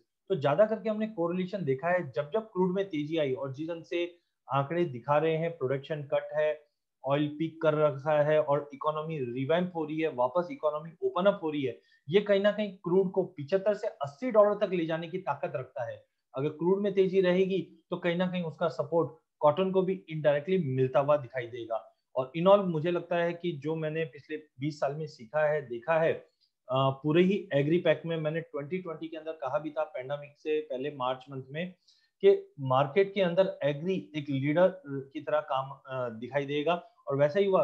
नो डाउट सोना, चांदी, क्रूड, इनमें भी हमने अच्छी खासी रिकवरी देखी है, बट अभी भी एग्री मार्केट फ्रंट रनर रहना चाहिए, जिसके अंदर कॉटन कॉम्प्लेक्स आने वाले दिनों में एक अच्छी तेजी और दिखा सकता है। साथ में अगर हम कंजम्पशन की बात करें तो जैसे कि हम जानते हैं कि काफी ज्यादा डिफेंसिव हो रहे थे इंडिया पे, चाइना पे और बाकी मेजर इकोनॉमी पे भी। नो डाउट अभी भी यूएस, यूके, यहाँ पे हम कंसर्न दिख रहे हैं कोविड को लेकर, बट इंडिया ने जिस ढंग से संभाला है, माननीय मोदी जी ने जिस ढंग से लीडरशिप दिखाई है, क्योंकि आप फ्रैंकली मैं मेरी भी अगर बात करूं, जिस ढंग से मैं, मेरे काफी क्लाइंट्स है यूएस है, यूके, इनसे बात होती थी तो डर लगता था, क्योंकि वहां पे लॉकडाउन और जो सिचुएशन पैंडेमिक में देखी गई थी, हम ये समझते हैं उनकी पॉपुलेशन कहाँ और हमारी पॉपुलेशन कहाँ। आज 140 के आसपास की मोटी अगर पॉपुलेशन, अगर इसको प्रॉपरली कंट्रोल नहीं किया गया, पैंडेमिक अगर बढ़ता है तो इंडिया की दुर्दशा और ज्यादा खराब हो सकती थी। बट बिलीव मी, जो नंबर्स पे आज हम खड़े हैं और जहां पे हम दूसरे देशों पे नजर रखते थे कि अब हमको कुछ मेडिकल एड मिलेगा, अब ऐसा सिचुएशन है कि पूरी दुनिया इंडिया पे ध्यान रख रही है। तो डेफिनेटली इसका असर आने वाले ट्रेड्स पे भी, जो हम एक्सपोर्ट्स है या इंपोर्ट्स है, इन सब पे भी इम्पैक्ट पड़ता हुआ दिखाई देगा। तो कंजम्पशन की बात करें, जैसे अनुज ने भी कहा था कि ग्लोबल मार्केट में आपको ध्यान देना है यूएस, चाइना, इंडिया और थोड़ा बहुत पाकिस्तान। तो यहाँ पे अगर हम देखते हैं रेस्ट ऑफ द वर्ल्ड, 2015 से ही अगर हम ये अगले 5 साल का और आउटलुक देखें तो धीरे धीरे डिमांड, कंजम्पशन अच्छा जंप ले रहा। इसके अंदर सबसे बड़ा जो पॉइंट रहेगा वो इंडिया का रहेगा। इंडिया का जो कंजम्पशन ग्राफ दिखा रहा है वो रैपिडली बढ़ता हुआ दिखा रहा है, तो रोल इंडिया का भी, ये एनागोट लॉक करो, समवन इज यूजिंग स्क्रीन। तो इसमें इंडिया का रोल काफी इंपॉर्टेंट रहेगा, चाइना का भी रोल काफी इंपॉर्टेंट रहेगा। ऑलरेडी हमने देखा जो स्टेट रिजर्व है चाइना को कंसर्न है कि हम पे सैंक्शंस लग सकते हैं यूएस से, जिसके चलते आप देखिए चाइना हर कमोडिटी का स्टॉक करके चल रहा है, डिस्पाइट के स्टॉक ऑलरेडी काफी अच्छा है उनका। चाहे आप मेटल्स की बात करें, चाहे आप एग्री में सोया की बात करें या कॉटन की बात करें, तो चाइना काफी बड़ा रोल प्ले कर रहा है। और काफी टाइम में हमने देखा भी है कि चाइना इस चीज में काफी एग्रेसिवली बाय करता है। तो आई थिंक सभी फैक्टर्स जो दिखा रहे हैं, सभी जो फैक्टर्स दिखा रहे हैं वो काफी इंपॉर्टेंट है और आने वाले दिनों में आई थिंक ओके। तो थोड़े पॉइंट्स अगर हम कोविड का देखें, जैसे मनोज जी ने भी कहा था, सिंस कोविड-19 आउटब्रेक दिसंबर 2019 में हमने देखा कि कम से कम 180 से ज्यादा कंट्री इससे इम्पैक्ट हुई थी। WHO ने इसको एक महामारी का नाम भी दिया है, जो हमने देखा कि पिछले 100 साल में ऐसा ही इम्पैक्ट हमने पहले भी आते हुए देखा है। साथ में ग्लोबल मार्केट के जो ट्रेड है उसकी वजह से कॉटन यार्न मार्केट काफी इम्पैक्ट भी हुआ था, बट 2021 में हम समझते हैं कि इम्प्रूवमेंट काफी अच्छा रहेगा। विद द आउटब्रेक ऑफ कोविड-19, जहाँ पे हमने देखा कि सभी चीज, ट्रैवल बैन हो गया था, क्वारंटाइन, रेस्टोरेंट्स, इंडोर एक्टिविटी पे भी काफी रेस्ट्रिक्शंस थे, बट अब everything is now improving. And सबसे इंपॉर्टेंट होता है टेक्सटाइल डिमांड, और जी ढंग से मैंने एक दो रिपोर्ट देखी जो रिटेल्स के ऊपर बताई गई है और बता रहे हैं कि यहाँ पे हम 150% तक का भी जंप 2021 में देख सकते हैं। यहाँ पे कॉटन पे इम्पैक्ट काफी बड़ा पड़ने वाला है। ज्यादा करके हम देखते हैं कि जो इकोनॉमी पे हमने प्रोडक्शन पे भी इम्पैक्ट आते हुए देखा, डिमांड पे भी इम्पैक्ट आते हुए देखा, सप्लाई चेन डिस्टर्ब हुआ था, मार्केट पूरा डिस्टर्ब हुआ था, फाइनेंशियल इम्पैक्ट भी सभी फर्म्स पे आता हुआ दिखाई दिया। सबसे इंपॉर्टेंट 2021 के लिए जो रहेगा, जो यूएसडी की रिसेंट रिपोर्ट है उसमें भी बताया गया था, एक तो कॉटन यील्ड पिछले अगर 2-3 साल की अगर बात करें तो कंटिन्यू धीरे धीरे ड्रॉप होता हुआ दिखाई दे रहा है। ग्लोबल कॉटन सीड के जो प्रोडक्शन है इसमें भी हम ड्रॉप देखते हैं, जो कहीं ना कहीं इस बार 2021 का कॉटन कॉम्प्लेक्स के लिए टोन पॉजिटिव सेट कर रहा है। साथ में अगर हम यूएसडी की जो रिसेंट रिपोर्ट आई है इसके अंदर 2021 का ओवरऑल, मैं इन डिटेल में नहीं जाता हूँ, इसकी एक रिपोर्ट हमने बनाई है जो आपको, अगर आपने लिंक पे रजिस्टर किया हुआ है तो मैं बिल्कुल आपको ये शेयर करूंगा, जैसे मैं हमेशा करता रहता हूँ। आकोशिया में सुधीर जी को भी मैं शेयर कर दूंगा, तो आप तक ये रिपोर्ट मिल जाएगी जिसके अंदर इन डेप्थ हमने सभी चीज रखी है। टाइम टू टाइम अगर हम इसमें बैलेंस शीट की बात करें तो स्टॉक टू यूज रेशियो में ऑलमोस्ट हम 14% से ज्यादा का फॉल देख रहे हैं। ये काफी बड़ा फैक्टर है। अगर आप देखेंगे तो 2016-17 में ऐसा हमने ड्रॉप आते हुए देखा था, उसके बाद प्राइजेस में अच्छा खासा गेन था। सिमिलरली अभी स्टॉक टू यूज रेशियो जो दिखा रहा है उसमें काफी बड़ा ड्रॉप दिखा रहा है जो प्राइजेस पे सपोर्ट करेगा। वहीं अगर हम जैसे मनोज जी ने भी कहा था कि डॉलर इंडेक्स काफी इंपॉर्टेंट रहेगा। डॉलर इंडेक्स अभी हम देख रहे हैं कि 90 के एक कंसोलिडेट कर रहा है, but in all long term की अगर हम बात करें तो प्राइजेस के अंदर अभी भी गिरावट दिखा रहा है, जो 80-83 तक के भी लेवल दिखा सकते हैं। अगर डॉलर इंडेक्स में अगर गिरावट कंटिन्यू रहती है तो कहीं ना कहीं पूरे ही अदर कमोडिटी मार्केट पे ध्यान देने की जरूरत है, चाहे सोना हो, चाहे बेस मेटल हो, चाहे एग्री कमोडिटी हो। तो कॉटन पे भी उसे ही हम समझते हैं कि पॉजिटिव मोमेंटम पड़ेगा। और अगर हम डॉलर इंडेक्स की बात करें तो आई थिंक 81-82 तक का एक बेस 2021 में देखने मिलना चाहिए। नो डाउट नई गवर्नमेंट भी है यूएस में, वहां से क्या एफर्ट्स आते हैं वो भी काफी इंपॉर्टेंट रहेगा। सेकंड चार्ट अभी हम टेक्निकल पे थोड़ा सा अपडेट दे देते हैं क्योंकि ओवरव्यू मिल जाए तो वो ज्यादा अच्छा है। आइस कॉटन की अगर बात करें तो हमने पिछले साल अप्रैल के अंदर मार्केट के अंदर काफी बड़ा फॉल आते हुए देखा, जो करीबन 49 सेंट तक पहुंच चुका था। इसके बाद एक शानदार रिकवरी आते हुए देखी, प्राइजेस 200 मूविंग एवरेज के ऊपर निकल चुका था वीकली चार्ट के ऊपर। अब कहीं ना कहीं ये 88 के करीब पहुंच चुका है, और कहीं ना कहीं अगर ये ब्रेकआउट दिखा देता है तो जैसे मनोज जी भी एक्सपेक्ट कर रहे हैं पॉजिटिव, हम भी एक्सपेक्ट कर रहे हैं कि जो पिछला हाई हमने 2018 अप्रैल में बनते हुए देखा था इसको तोड़ते हुए 98 सेंट तक जा सकता है। तो इंटरनेशनल स्ट्रक्चर की अगर हम बात करें तो बैलेंस शीट भी काफी सपोर्ट कर रहा है और डिमांड भी इंप्रूवमेंट आ रहा है। Please don't compare with seasonality. मैं सीजनैलिटी का चार्ट भी दिखाता हूँ आगे आपको। Don't compare with this regular seasonality के हम हमेशा देखते हैं कि मार्च अप्रैल में गिरावट आती है, बट पैंडेमिक के बाद चीजें काफी चेंज हुई है। तो आई थिंक 98 सेंट एक फीजिबल फेयर प्राइस लग रहा है टेक्निकली, जो 2021 में दिखा देगा। इसी का टोन सेट अगर डोमेस्टिक मार्केट में करे तो डोमेस्टिक मार्केट में वीकली चार्ट पे एक कप एंड हैंडल पैटर्न और साथ में फॉलिंग वेज पैटर्न भी फॉर्म हुआ है। 200 मूविंग एवरेज का जो एक पोजीशनिंग थी वो करीबन 20,000 के 19,940-980 के करीब था। ये अच्छे से ब्रेकआउट कर चुका। अब प्राइजेस 78.6% के रिट्रेसमेंट पे है जो 21,400 का है। अगले 15 दिन के अंदर ये 21,600 का लेवल तोड़ के अगर होल्ड कर जाता है तो आई थिंक मार्केट 23,000 से लेके हम लोग ओवरऑल पकड़ के चल रहे हैं, ये 25,500 तक का लेवल दिखा देगा। तो कॉटन में बिल्कुल तेजी है, कहीं पे भी ऐसा सिनेरियो लग नहीं रहा है कि फंडामेंटल के अलावा, फंडामेंटल में भी एज ऑफ नाउ जो करंट फंडामेंटल है कोई भी थ्रेट नहीं दिखा रहा है। तो फंडामेंटल टेक्निकल दोनों ही कॉटन के सपोर्ट में है। जो 23,000 से लेकर 25,000 का जो रेंज है ये हाँ बीच में टेक्निकली देखिए वन साइड रैली है, क्योंकि जुलाई से अगर आप देखेंगे तो ऑलमोस्ट जो हमने 15,000 के नीचे का एक स्पाइक आते हुए देखा था उसके बाद कंसोलिडेट है। तो 16,000 से चला हुआ भाव आज 21,500 पे है। तो थोड़ा बहुत करेक्शंस या कुछ स्टेप्स अगर आते हैं तो डेफिनेटली पुल बैक दिखा दे, बट इन ऑल जो स्ट्रक्चर है वो पॉजिटिव है, जो 23,500 से 25,500 तक का लेवल दिखा देगा। वहीं कपास की भी अगर बात करें तो कपास में हमने एक अच्छा ट्रेंड देखा। दिसंबर ऑनवर्ड्स प्राइसेस 1225 के ऊपर सस्टेन नहीं कर पा रहा है, और अब जिस ढंग से स्ट्रक्चर ब्रेकआउट दिखा रहा है ये कहीं ना कहीं हमें लगता है कि ऊपर में 1290 से 1320 का जो रेंज है, इस रेंज के अंदर मार्केट टाइमिंग एक बार सस्टेन कर सकता है, दिखा सकता है। बट इतना ज्यादा टेक्निकल स्ट्रक्चर इसका क्लियर नहीं है, बट 1310 तक का लेवल दिखा देगा अनलेस एंड अनटिल 1170 1160 का लेवल ब्रीच नहीं करता है। तो वहीं अगर हम कॉटन सीड ऑयल केक की बात करें, इसमें भी आप देखेंगे तो कप एंड हैंडल पैटर्न बना है। Cup and handle pattern technical terms के अंदर मैंने पहले भी बताया था जब पैटर्न बने थे। आप यहाँ पे देख सकते हैं, मैं कलर थोड़ा सा चेंज कर देता हूँ। यहाँ पे देख सकते हैं एक राउंडिंग बॉटम पूरा बना था और उसके बाद प्राइजेस में फिर से एक गिरावट आती हुई देखी थी। और अब जो ये कप का नेकलाइन है ये ब्रेक कर चुका है, जो कहीं ना कहीं 50% का रिट्रेसमेंट अगर हम बात करें तो 2430 के आसपास है। ओवरऑल जो हमारा टारगेट रहेगा ये हाइट ऑफ द कप रहेगा, जो कहीं ना कहीं 2700 तक का लेवल दिखा रहा है। मतलब अगर मैं कंजर्वेटिवली भी बात करूं तो 2650 से 2700 का एक बैंड है जो प्राइजेस में बिल्कुल दिखा देगा। तो जो कप एंड हैंडल पैटर्न बना हुआ है, बिलीव मी पिछले 2 साल से हम लोग इस पे काम कर रहे हैं और इसका रिजल्ट जो है वो बहुत ही अच्छा है। और फंडामेंटल हमने ऑलरेडी देखा है कि काफी स्ट्रांग मूव है। तो आई थिंक मार्केट में बिल्कुल तेजी का टोन सेट है, जो 2400 से लेकर कंजर्वेटिव, क्योंकि देखिए तेजी में सबको तेजी दिखाई देती है, फैक्टर्स सब तेजी में आने लग जाते हैं, बट कॉशियसनेस बहुत जरूरी होता है। आप ये मत समझिए कि मार्केट में बहुत बड़ी तेजी आ चुकी है तो अब कोई बड़ा बाइंग नहीं आएगा।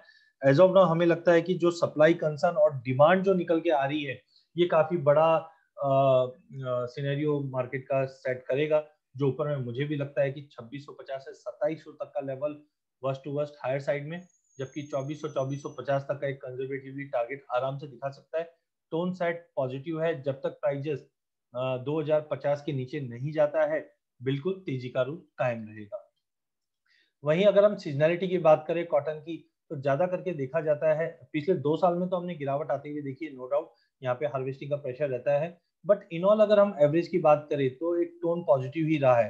और इस बार में मुझे लगता है कि प्रोडक्शन तो अपनी जगह पे ऑलरेडी हमने देखा है कि 360 की भी बातें हो रही, 370 भी, 356 तक भी हमने फिगर्स आते हुए देखे, तो ये सब चलता रहेगा। बट इंपॉर्टेंट है डिमांड, जिस ढंग से इंपोर्ट ड्यूटी में भी बढ़ोतरी आते हुए देखी है, ये कहीं ना कहीं डोमेस्टिक मार्केट का टोन पॉजिटिव सेट करेगा।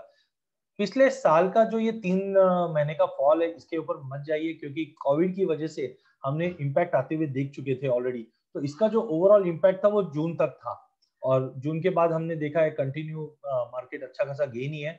बट अगर हम ये 6 महीना अगर स्किप भी कर दे तो आई थिंक जो टोन रहेगा फरवरी मार्च अप्रैल का सीजनलिटी के हिसाब से भी वो काफी स्ट्रांग और पॉजिटिव रहेगा। तो I think one should not look for weakness, जहाँ पे भी मौका मिले बाइंग करके ही चलना चाहिए। वहीं कॉटन सीड ऑयल केक की अगर बात करें हम, तो जनरली सीजनलिटी में देखते हैं कि फरवरी महीना गिरावट का रहा है, और लास्ट 3 साल में तो हमेशा हमने गिरावट बढ़ा, बट वो टाइम पे सिनेरियो थोड़ा सा डिफरेंट था। हमने देखा कि ग्लोबल कॉटन सीड का जो सिनेरियो, या ऑयल कॉम्प्लेक्स की भी अगर हम बात करें तो जो बेतहाशा अच्छी तेजी दिखा रहा है, वो कहीं ना कहीं एक पॉजिटिव टोन सेट करता है कॉटन सीड ऑयल केक के लिए। डिमांड कंटिन्यू मुझे लगता है कि मेंटेन रहेगा, और यील्ड में जो ड्रॉप आ रहा है उसका भी इम्पैक्ट पड़ेगा। तो खाली पिछले 3 साल का अगर हम सिनेरियो छोड़ते हैं, क्योंकि इस बार पैंडेमिक की वजह से आप समझ के चलिए एक बूस्टर डिमांड जैसा लग रहा है, और मार्च में वैसे भी हिस्टोरिकल डेटा पॉजिटिव ही दिखा रहा है। तो आई थिंक अगले 2 महीना तो काफी स्ट्रांग है। हाँ, अप्रैल में थोड़ा बहुत पुल बैक दिखा सकता है, डिपेंडिंग कि आगे का सोइंग सीजन कैसे क्या रहेगा। और मुझे लगता है कि जिस ढंग से शॉर्टेजेस दिख रही है तो सोइंग तो अगले साल की अच्छी होनी चाहिए, क्योंकि एमएसपी का भी हमने एक अच्छा रोल प्ले होते हुए देखा है। तो इन ऑल मुझे लगता है कि अप्रैल में जाकर मार्केट में जैसे सोइंग के अपडेट्स आने चालू होंगे तो वहां पे हमें लगता है कि एक थोड़ा बहुत पुल बैक दिखा दे, बट ओवरऑल जो डिमांड सिनेरियो ग्लोबल मार्केट से रहेगा वो जून तक अच्छा पॉजिटिव सेट करता हुआ दिखाई देगा। इसी के साथ मेरा प्रेजेंटेशन में यहाँ पे स्टॉप करता हूँ। इनकेस अगर आपको कुछ भी क्वेरीज है, चैट विंडो ओपन है, आप अपना सवाल डाल भी सकते हैं। अब हम पैनल डिस्कशन का आगाज करेंगे कमल जी के साथ। इनकेस अगर आपको कोई भी क्वेरी है तो आप चैट विंडो पे डाल सकते हैं। धन्यवाद। Thank you Ajay sir. अब मैं रिक्वेस्ट करूंगा कमल सर को कि वो पैनल डिस्कशन की आगाज करें। Thank you. All India cotton seed oil industries association के तत्वाधान में और केडिया कैपिटल्स और पृथ्वी फिनमार्ट और NCDX के साथ जो ये आज सेमिनार हो रही है, इसमें मैं सभी का स्वागत करता हूं, अभिनंदन करता हूं। और मुझे बहुत अच्छा लगा कि इस एसोसिएशन ने मुझे आज के कार्यक्रम के लिए मॉडरेटर के रूप में जिम्मेदारी दी है। सबसे पहले मैं एक बात कहना चाहूँगा कि ऐसी कौन सी कमोडिटी है जो भारत में पैदा नहीं होती है। दुनिया के किसी भी कोने में अगर कोई कमोडिटी पैदा होती है, किसी भी देश में पैदा होती है, चाहे उसकी मात्रा छोटी हो या बड़ी हो, पर भारत में वो जरूर पैदा होती है, क्योंकि भारत के अलग अलग राज्यों का मौसम इस तरह का है कि जो हम कहते हैं ना कि व्यक्ति के लिए भी कि विविधता में एकता, तो वो एकता कमोडिटीज में भी है यहाँ पर कि सभी कमोडिटी भारत में पैदा होती है। लेकिन जैसे हम कपास, चीनी, गेहूं, चावल इनके अंदर लीड करते हैं दुनिया में, लेकिन एक हमारे साथ दिक्कत ये है कि हमारी जो प्रति हेक्टर यील्ड है वो बहुत कम है। शायद वो बीजों के डेवलपमेंट की कमी है, फर्टिलाइजर, यूरिया या इक्विपमेंट की कमी है। खैर, अब मैं मुख्य विषय पर आता हूं कि जिसके अंदर मुझे जिम्मेदारी दी गई है कि टेक्निकल पैनलिस्ट और जो फंडामेंटल को जो देखेंगे उनसे मैं इस बारे में चर्चा करूं। सबसे पहले मैं डॉक्टर हनीश कुमार जी से प्रश्न पूछना चाहूँगा, क्योंकि हमें प्राइस आउटलुक से पहले एक बार उस चीज़ के प्रोडक्शन और डिमांड सप्लाई को भी देखना चाहिए। हनीश जी, जो कॉटन एसोसिएशन ऑफ इंडिया है उसने कहा कि 360 लाख गांठ की कॉटन भारत में पैदावार होगी, लेकिन सरकारी अनुमान ये लगभग 371 लाख गांठ के हैं।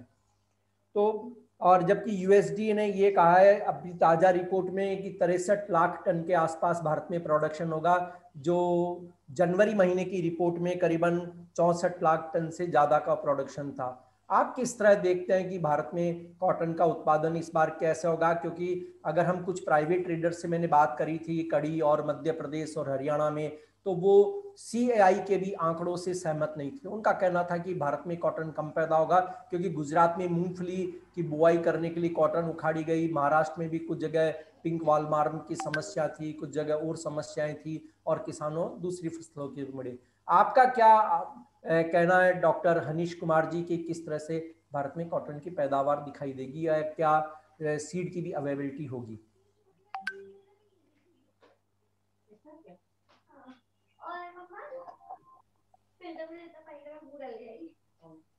सर आपका माइक प्लीज ऑन करिए सर। हेलो जी, आ रही है आवाज। ठीक है। ओवरऑल अगर हम प्रोडक्शन की हम बात करते हैं तो 35 मिलियन बेल्स का ऑलमोस्ट एस्टिमेट जो गवर्नमेंट का मेरे हिसाब से काफी अच्छा लग रहा है। मैक्स टू मैक्स अगर होगा तो एक ब्रॉड रेंज अगर हम बात करते हैं तो 33 से 35 मिलियन बेल्स के आसपास का प्रोडक्शन होगा, जो कि काफी अच्छा है। Compare to the last years भी ऑलमोस्ट इतना ही प्रोडक्शन था। तो सप्लाई साइड से कोई ज्यादा मेजर कंसर्न्स आने के चांसेस कम लग रहे हैं। सिनारियो तब चेंज होगा जब डिमांड सिनारियो काफी ज्यादा इंप्रूव करके आ रहा है। जैसे पोस्ट कोविड जब हम रिकवरी करके आ रहे हैं तो डिमांड काफी अच्छा प्रॉस्पेक्ट्स दिख रहा है उसके हिसाब से, और एक्सपोर्ट्स में भी पुल अप आने के चांसेस है। तो मेरे ओवरऑल सेंटिमेंट्स पॉजिटिव रहेंगे। बट अगर सप्लाई कंसर्न्स की बात करते हैं तो वो थोड़ा सा कम लग रहा है मेरे को। और जहां तक स्टेट वाइज प्रोडक्शन सिनेरियो की बात है, महाराष्ट्र ऑलरेडी अच्छा प्रोडक्शन दे रहा है, लेकिन एकरेज ज्यादा है, लेकिन यील्ड कम होने की वजह से गुजरात एक नंबर 1 प्रोडक्शन स्टेट है।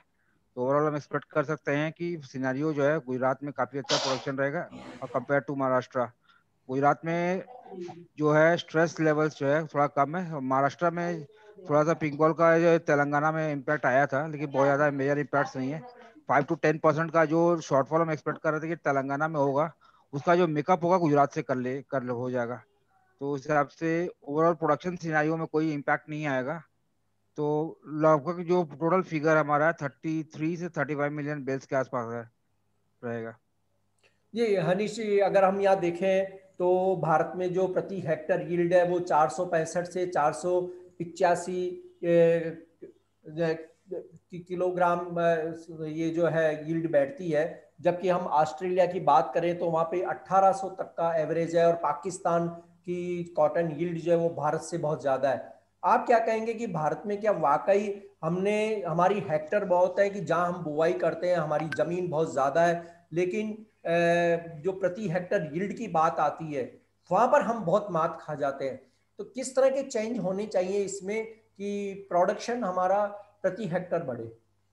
देखिए, ओवरऑल सिनेरियो की अगर हम बात करते हैं, प्रोडक्शन यील्ड की बात करते हैं, तो ग्लोबल स्टैंडर्ड अगर बोल रहे हैं 752 के आसपास का स्टैंडर्ड है, जो एवरेज मानी जाती है ग्लोबल प्रोडक्टिविटी की। और उसके कंपैरिजन में अगर इंडिया का है तो 17-18 में जो हाईएस्ट हमने अचीव किया था वो 532 का एक यील्ड एक्सपेक्ट किया था। और जो एवरेज हमारा चल रहा है आज के डेट में, अगर हम लास्ट ईयर का एवरेज लेके चलते हैं तो 482 का एवरेज चल रहा है, जो हम काफी कम है compare to the global standard. अब जो पिकअप करने की बात जहाँ तक है, आज के डेट में हम जो हाइब्रिड सीड्स यूज कर रहे हैं और लगभग 60% ऑफ द एंटायर क्रॉप जो है हाइब्रिड्स यूज कर रहे हैं ऑलरेडी। तो उसमें कंपैरिजन ओवरऑल जो क्रॉपिंग पैटर्न है और बेसिकली जो हमारा जो पिकिंग स्टैंडर्ड्स है वो थोड़ा सा इंप्रूव करने की जरूरत है। जो पिकिंग में वेस्टेजेस है वो इंप्रूव करने पड़ेगी, प्लस हाई यील्डिंग वैरायटीज की ओर हमको और जाना पड़ेगा, जो कि स्टेपल लेंथ, थोड़ा सा मीडियम स्टेपल लेंथ पे ज्यादा कंसंट्रेट करेंगे तो हमारा मेरे हिसाब से ज्यादा फायदा होने वाला है। और यहाँ तक ऑयल सीड मिशन की बात है, उससे भी थोड़ा सा सपोर्ट आ रहा था, लेकिन बेसिक मेजर्स जो फोकस है हमारा आज के डेट में 2 स्टेट्स पे ही फोकस रह गया है रिसर्च का। और अभी तेलंगाना धीरे धीरे करके पिकअप कर रहा था, तो 3 स्टेट्स के अलावा कहीं भी कॉटन प्रोडक्शन में ऐसा कोई फोकस प्रोग्राम नहीं चल रहा है। तो मेरे हिसाब से अगर वहां पे हम कंसंट्रेट करेंगे और अदर स्टेट्स में भी अगर हम कॉटन ग्रो करने को अगर हम थोड़ा सा प्रोत्साहन दें और हाई यील्डिंग वैरायटीज की ओर ज्यादा जाएंगे तो मेरे हिसाब से प्रोडक्शन सिनेरियो थोड़ा सा और इम्प्रूव करेगा और हमारी यील्ड जो ओवरऑल एवरेज यील्ड जो है थोड़ा इम्प्रूव करेगा। अभी जो ग्लोबल से हमारा गैप है लगभग 300 पॉइंट्स का गैप है, जो कि हमको ब्रिज करके एटलीस्ट 500-600 तक का लेवल अगर हम ब्रिज आउट कर देते हैं तो इंडिया नो डाउट ग्लोबल में एक मेजर प्रोडक्शन सिनेरियो करके आ सकता है। अब मैं अगला सवाल जो है सुधीर अग्रवाल जी से पूछूंगा कि Sudhir ji, cotton seed oil cake एक हॉट कमोडिटी बनी हुई है काफी लंबे समय से। हम देख रहे हैं कि चाहे वो एनसीडीएक्स में वायदा कारोबार हो चाहे हाजिर कारोबार हो, दोनों जगह ज्यादातर अब चर्चा में जो है कॉटन सीड ऑयल केक है। तो सर, जो ये तेजी बनी या जो बाजार में अचानक ये हॉट कमोडिटी बनी, उसका आप मुख्य कारण क्या मानते हैं? नमस्कार जी। ये इस साल क्या हुआ कि सीसीआई के भाव 5650 रुपए थे। 5650 रुपए होने की वजह से जो किसानों ने 3 लाख बेल्स तक की फटाफट माल लाए। माल आने के कारण 3 लाख बेल्स तक की अराइवल हुई, तो सबको ऐसा लगा कि 3 लाख बेल्स की अराइवल हो गई है तो नेचुरली आगे जाके और भी आवक बनेगी।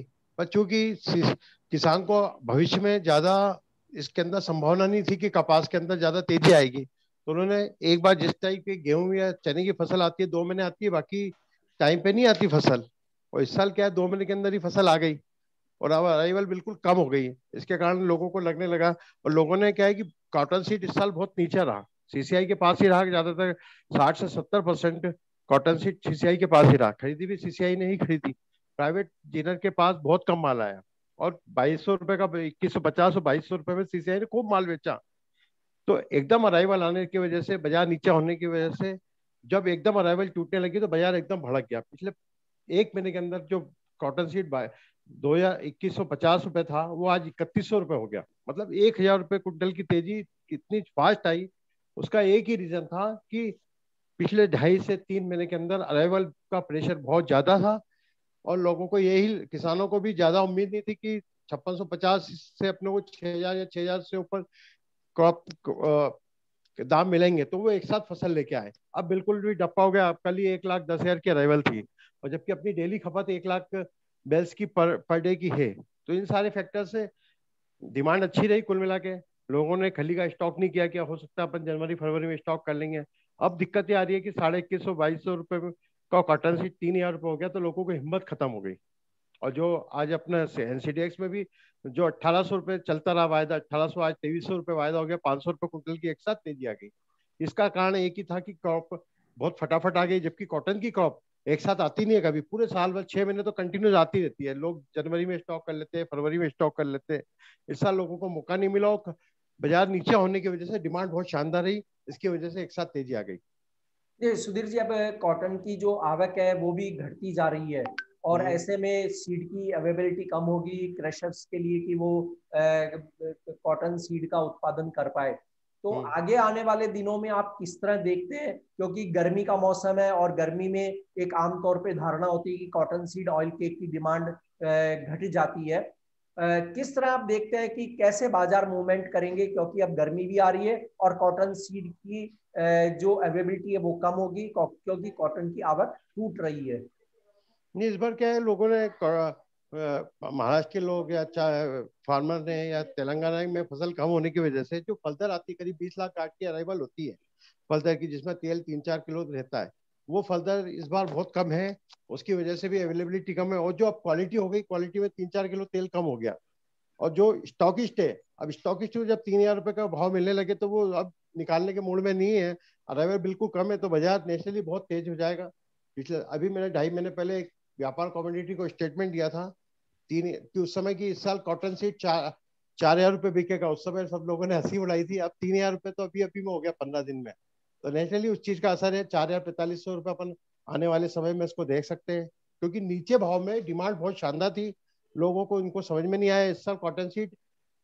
एक दूसरी बात यह है कि कॉटन सीड ऑयल केक जो आजकल ज्यादातर मोटी खली चलती है, मोटी खली की वैलिडिटी 2 महीने के अंदर ही रहती है। अगर 2 महीने से ज्यादा रख ली तो उसमें कीड़े पड़ जाते हैं, तो इसकी वजह से भी आज लोग खली स्टॉक नहीं करते। आजकल ये कॉटन सीड ऑयल केक का भी ऐसा रह गया कि रेडी टू ईट, मतलब आदमी ने रेडी प्रोडक्शन किया, 8-15 दिन में उसको खत्म कर दिया। इसलिए कॉटन सीड ऑयल केक का स्टॉक नहीं होता है। जो भी थोड़ा बहुत स्टॉक होता है एनसीडीएक्स में होता है, और एनसीडीएक्स की खली अपने यहाँ ज्यादा चलती नहीं है।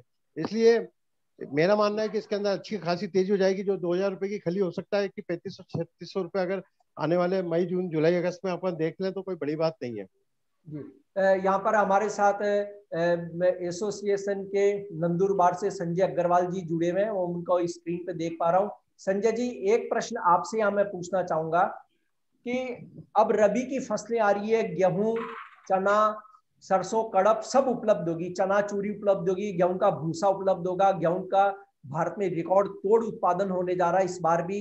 तो क्या जब दूसरे कैटल फीड अगर सस्ते अवेलेबल होंगे तो कॉटन सीड ऑयल केक के प्राइस किस तरह से उन पे असर देखने को मिल सकता है?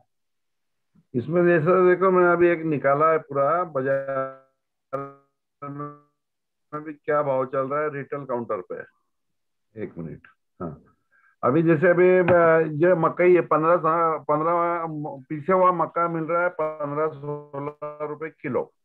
गेहूं का भूसा मिल रहा है 30 रुपए आज ही हो गई कॉटन केक खिलाने वाले के यूजर के घर में जाके जाए तो, और ब्रांडेड में जाए तो 35 रुपए। तो इसमें ऑलरेडी खपत बहुत कम हो जाएंगी मेरे हिसाब से।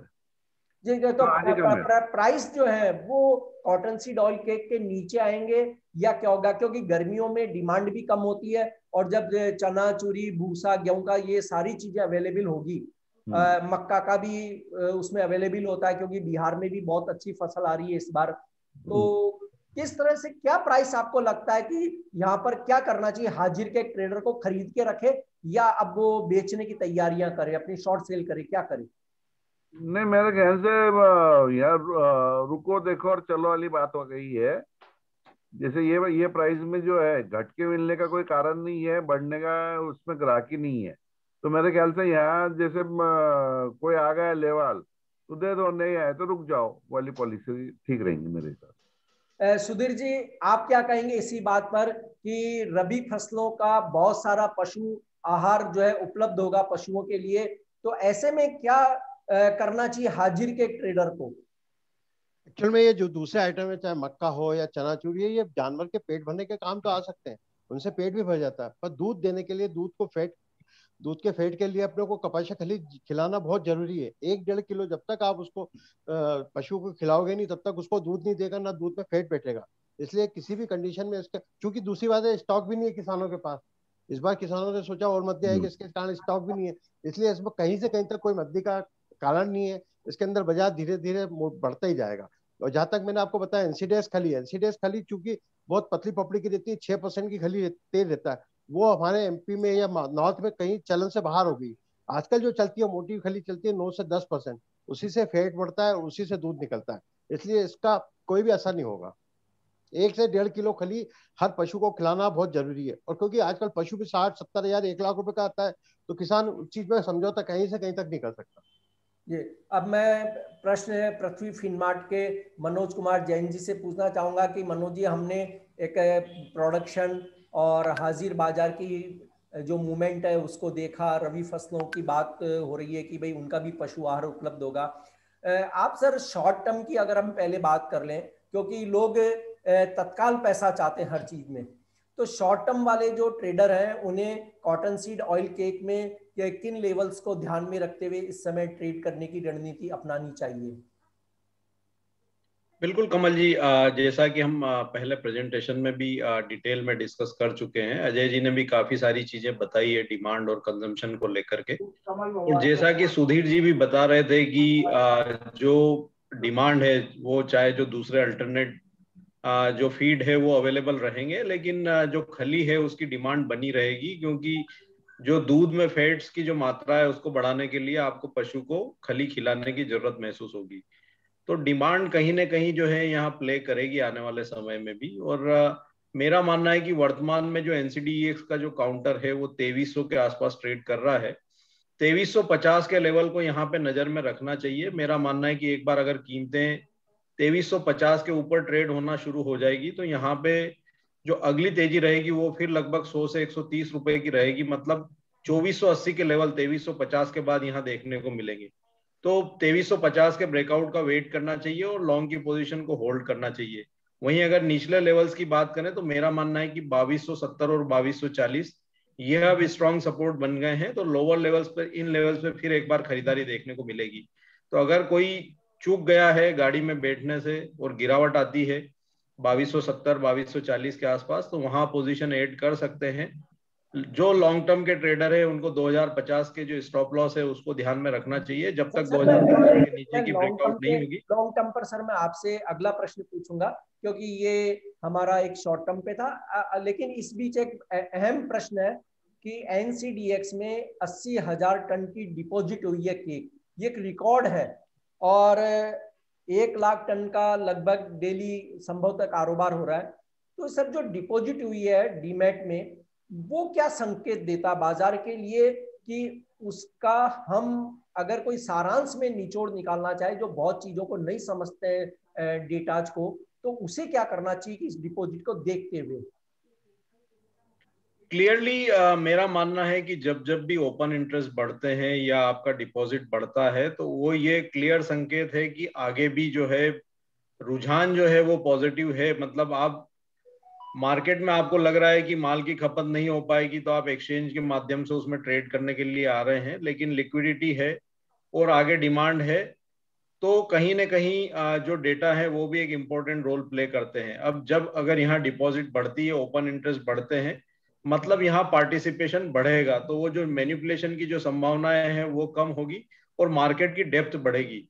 तो ये चीजें हैं कि जब आपका जो डिपॉजिट्स बढ़ रहे हैं और आगे भी अगर बढ़ते हैं तो कहीं ना कहीं वो मार्केट को डेप्थ देंगे और ये संकेत है कि आगे भी जो है यहाँ पे पॉजिटिव डिमांड के संकेत है आने वाले समय में। तो ये एक अच्छा साइन है कि यहाँ पे ओपन इंटरेस्ट का बढ़ना और डिपॉजिट का बढ़ना एक्सचेंज पे मार्केट के लिए ये सकारात्मक संकेत है। जी अजय केडिया जी, आपसे सवाल कि sir cotton seed oil cake जो है 1 साल की हाई पर चल रही है, और क्या होता है कि जब बाजार बहुत बढ़ चुका होता है, कुछ लोगों की धड़कनें बहुत ज्यादा बढ़ जाती है, वे सोचते रहते हैं कि हम पोजीशन ले या नहीं ले, और कई बार ऐसा होता है कि बाजार उस लेवल को भी पार कर जाता है, तब उन्हें अफसोस होता है कि काश मैं पोजीशन ले लेता। कुछ लोग जो बेचना चाहते हैं, बेच अपना कहते हैं कि भाई प्रॉफिट बुकिंग पार्टली होती रहना चाहिए, पर कर नहीं पाते हैं, उन्हें भी अफसोस होता है अगर बाजार वहां से गिरता है। तो सर इस हाई पर शॉर्ट टर्म में एक ट्रेडर को क्या सूझबूझ भरा कदम उठाना चाहिए? सूझबूझ इसलिए कि वो नुकसान से बच सके या उसे कम से कम नुकसान हो, क्या लेवल वो अपनाए इस समय? धन्यवाद कमल जी। देखिए, अगर हम फैक्टर्स ऑलरेडी हमने फंडामेंटल के भी सुन चुके हैं और साथ में मनोज जी ने भी अपडेट दिए हैं। टाइमिंग मुझे लगता है, देखिए मार्केट का ओवरऑल ट्रेंड जिस से मैंने पहले भी बताया था चार्ट के ऊपर, ये काफी स्ट्रांग है। मेन सूझबूझ की अगर बात करें तो सबसे पहले वॉलिटिलिटी धीरे धीरे बढ़ते हुए जाएगी। आगे हम देखेंगे पूरे ही कॉम्प्लेक्स के अंदर वॉलिटिलिटी बढ़ेगी। सेकंड पॉइंट आप ध्यान रखिए कि आप ओवर लीवरेज ना करें, क्योंकि ज्यादा करके हमने देखा है कि जो नुकसान उठाते हैं वो ओवर लिवरेजिंग की वजह से आते हैं। अगर आप फ्यूचर मार्केट पे करें, आप जितना कंट्रोल कर सकते हैं उतना ही ट्रेड कीजिए, प्रॉपर मार्जिन देखिए, काम कीजिए। तो अब आ जाते हैं हम टेक्निकल लेवल्स की। तो जैसे मनोज जी ने भी बताया कि 2300 2320 काफी इंपॉर्टेंट है। हमने मल्टीपल ऑफ टाइम देखा 2320 के ऊपर प्राइसेस सस्टेन नहीं कर पा रहे, ना ही 2280 के नीचे सस्टेन कर पा रहे हैं। तो आई थिंक मार्केट एक कंसोलिडेशन फेज में है, या एक ताकत बटोर रहा है अपर साइड का ब्रेकआउट करने के लिए।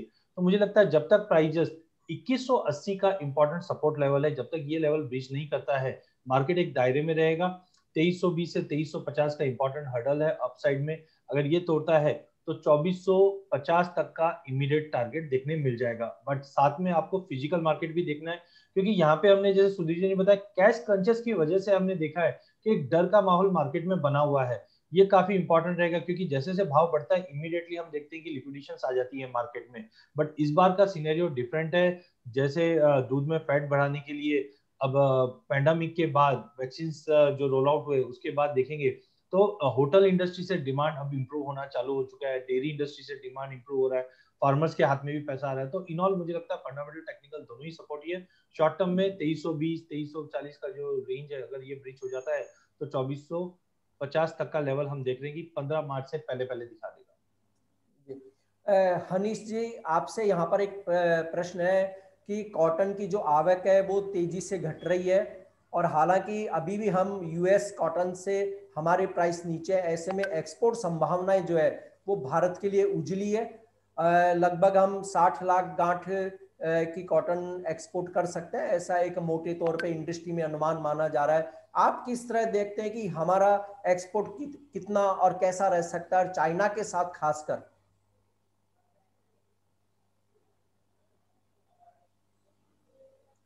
हनीश जी, आप माइक प्लीज अपना ऑन कीजिए कि आपकी आवाज हम सुन नहीं पा रहे हैं।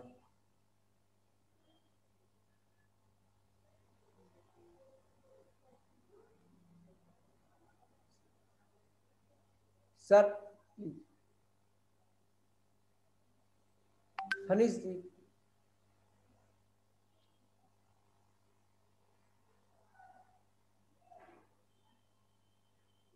हनीश जी, जी हेलो। हाँ सर, कहिए।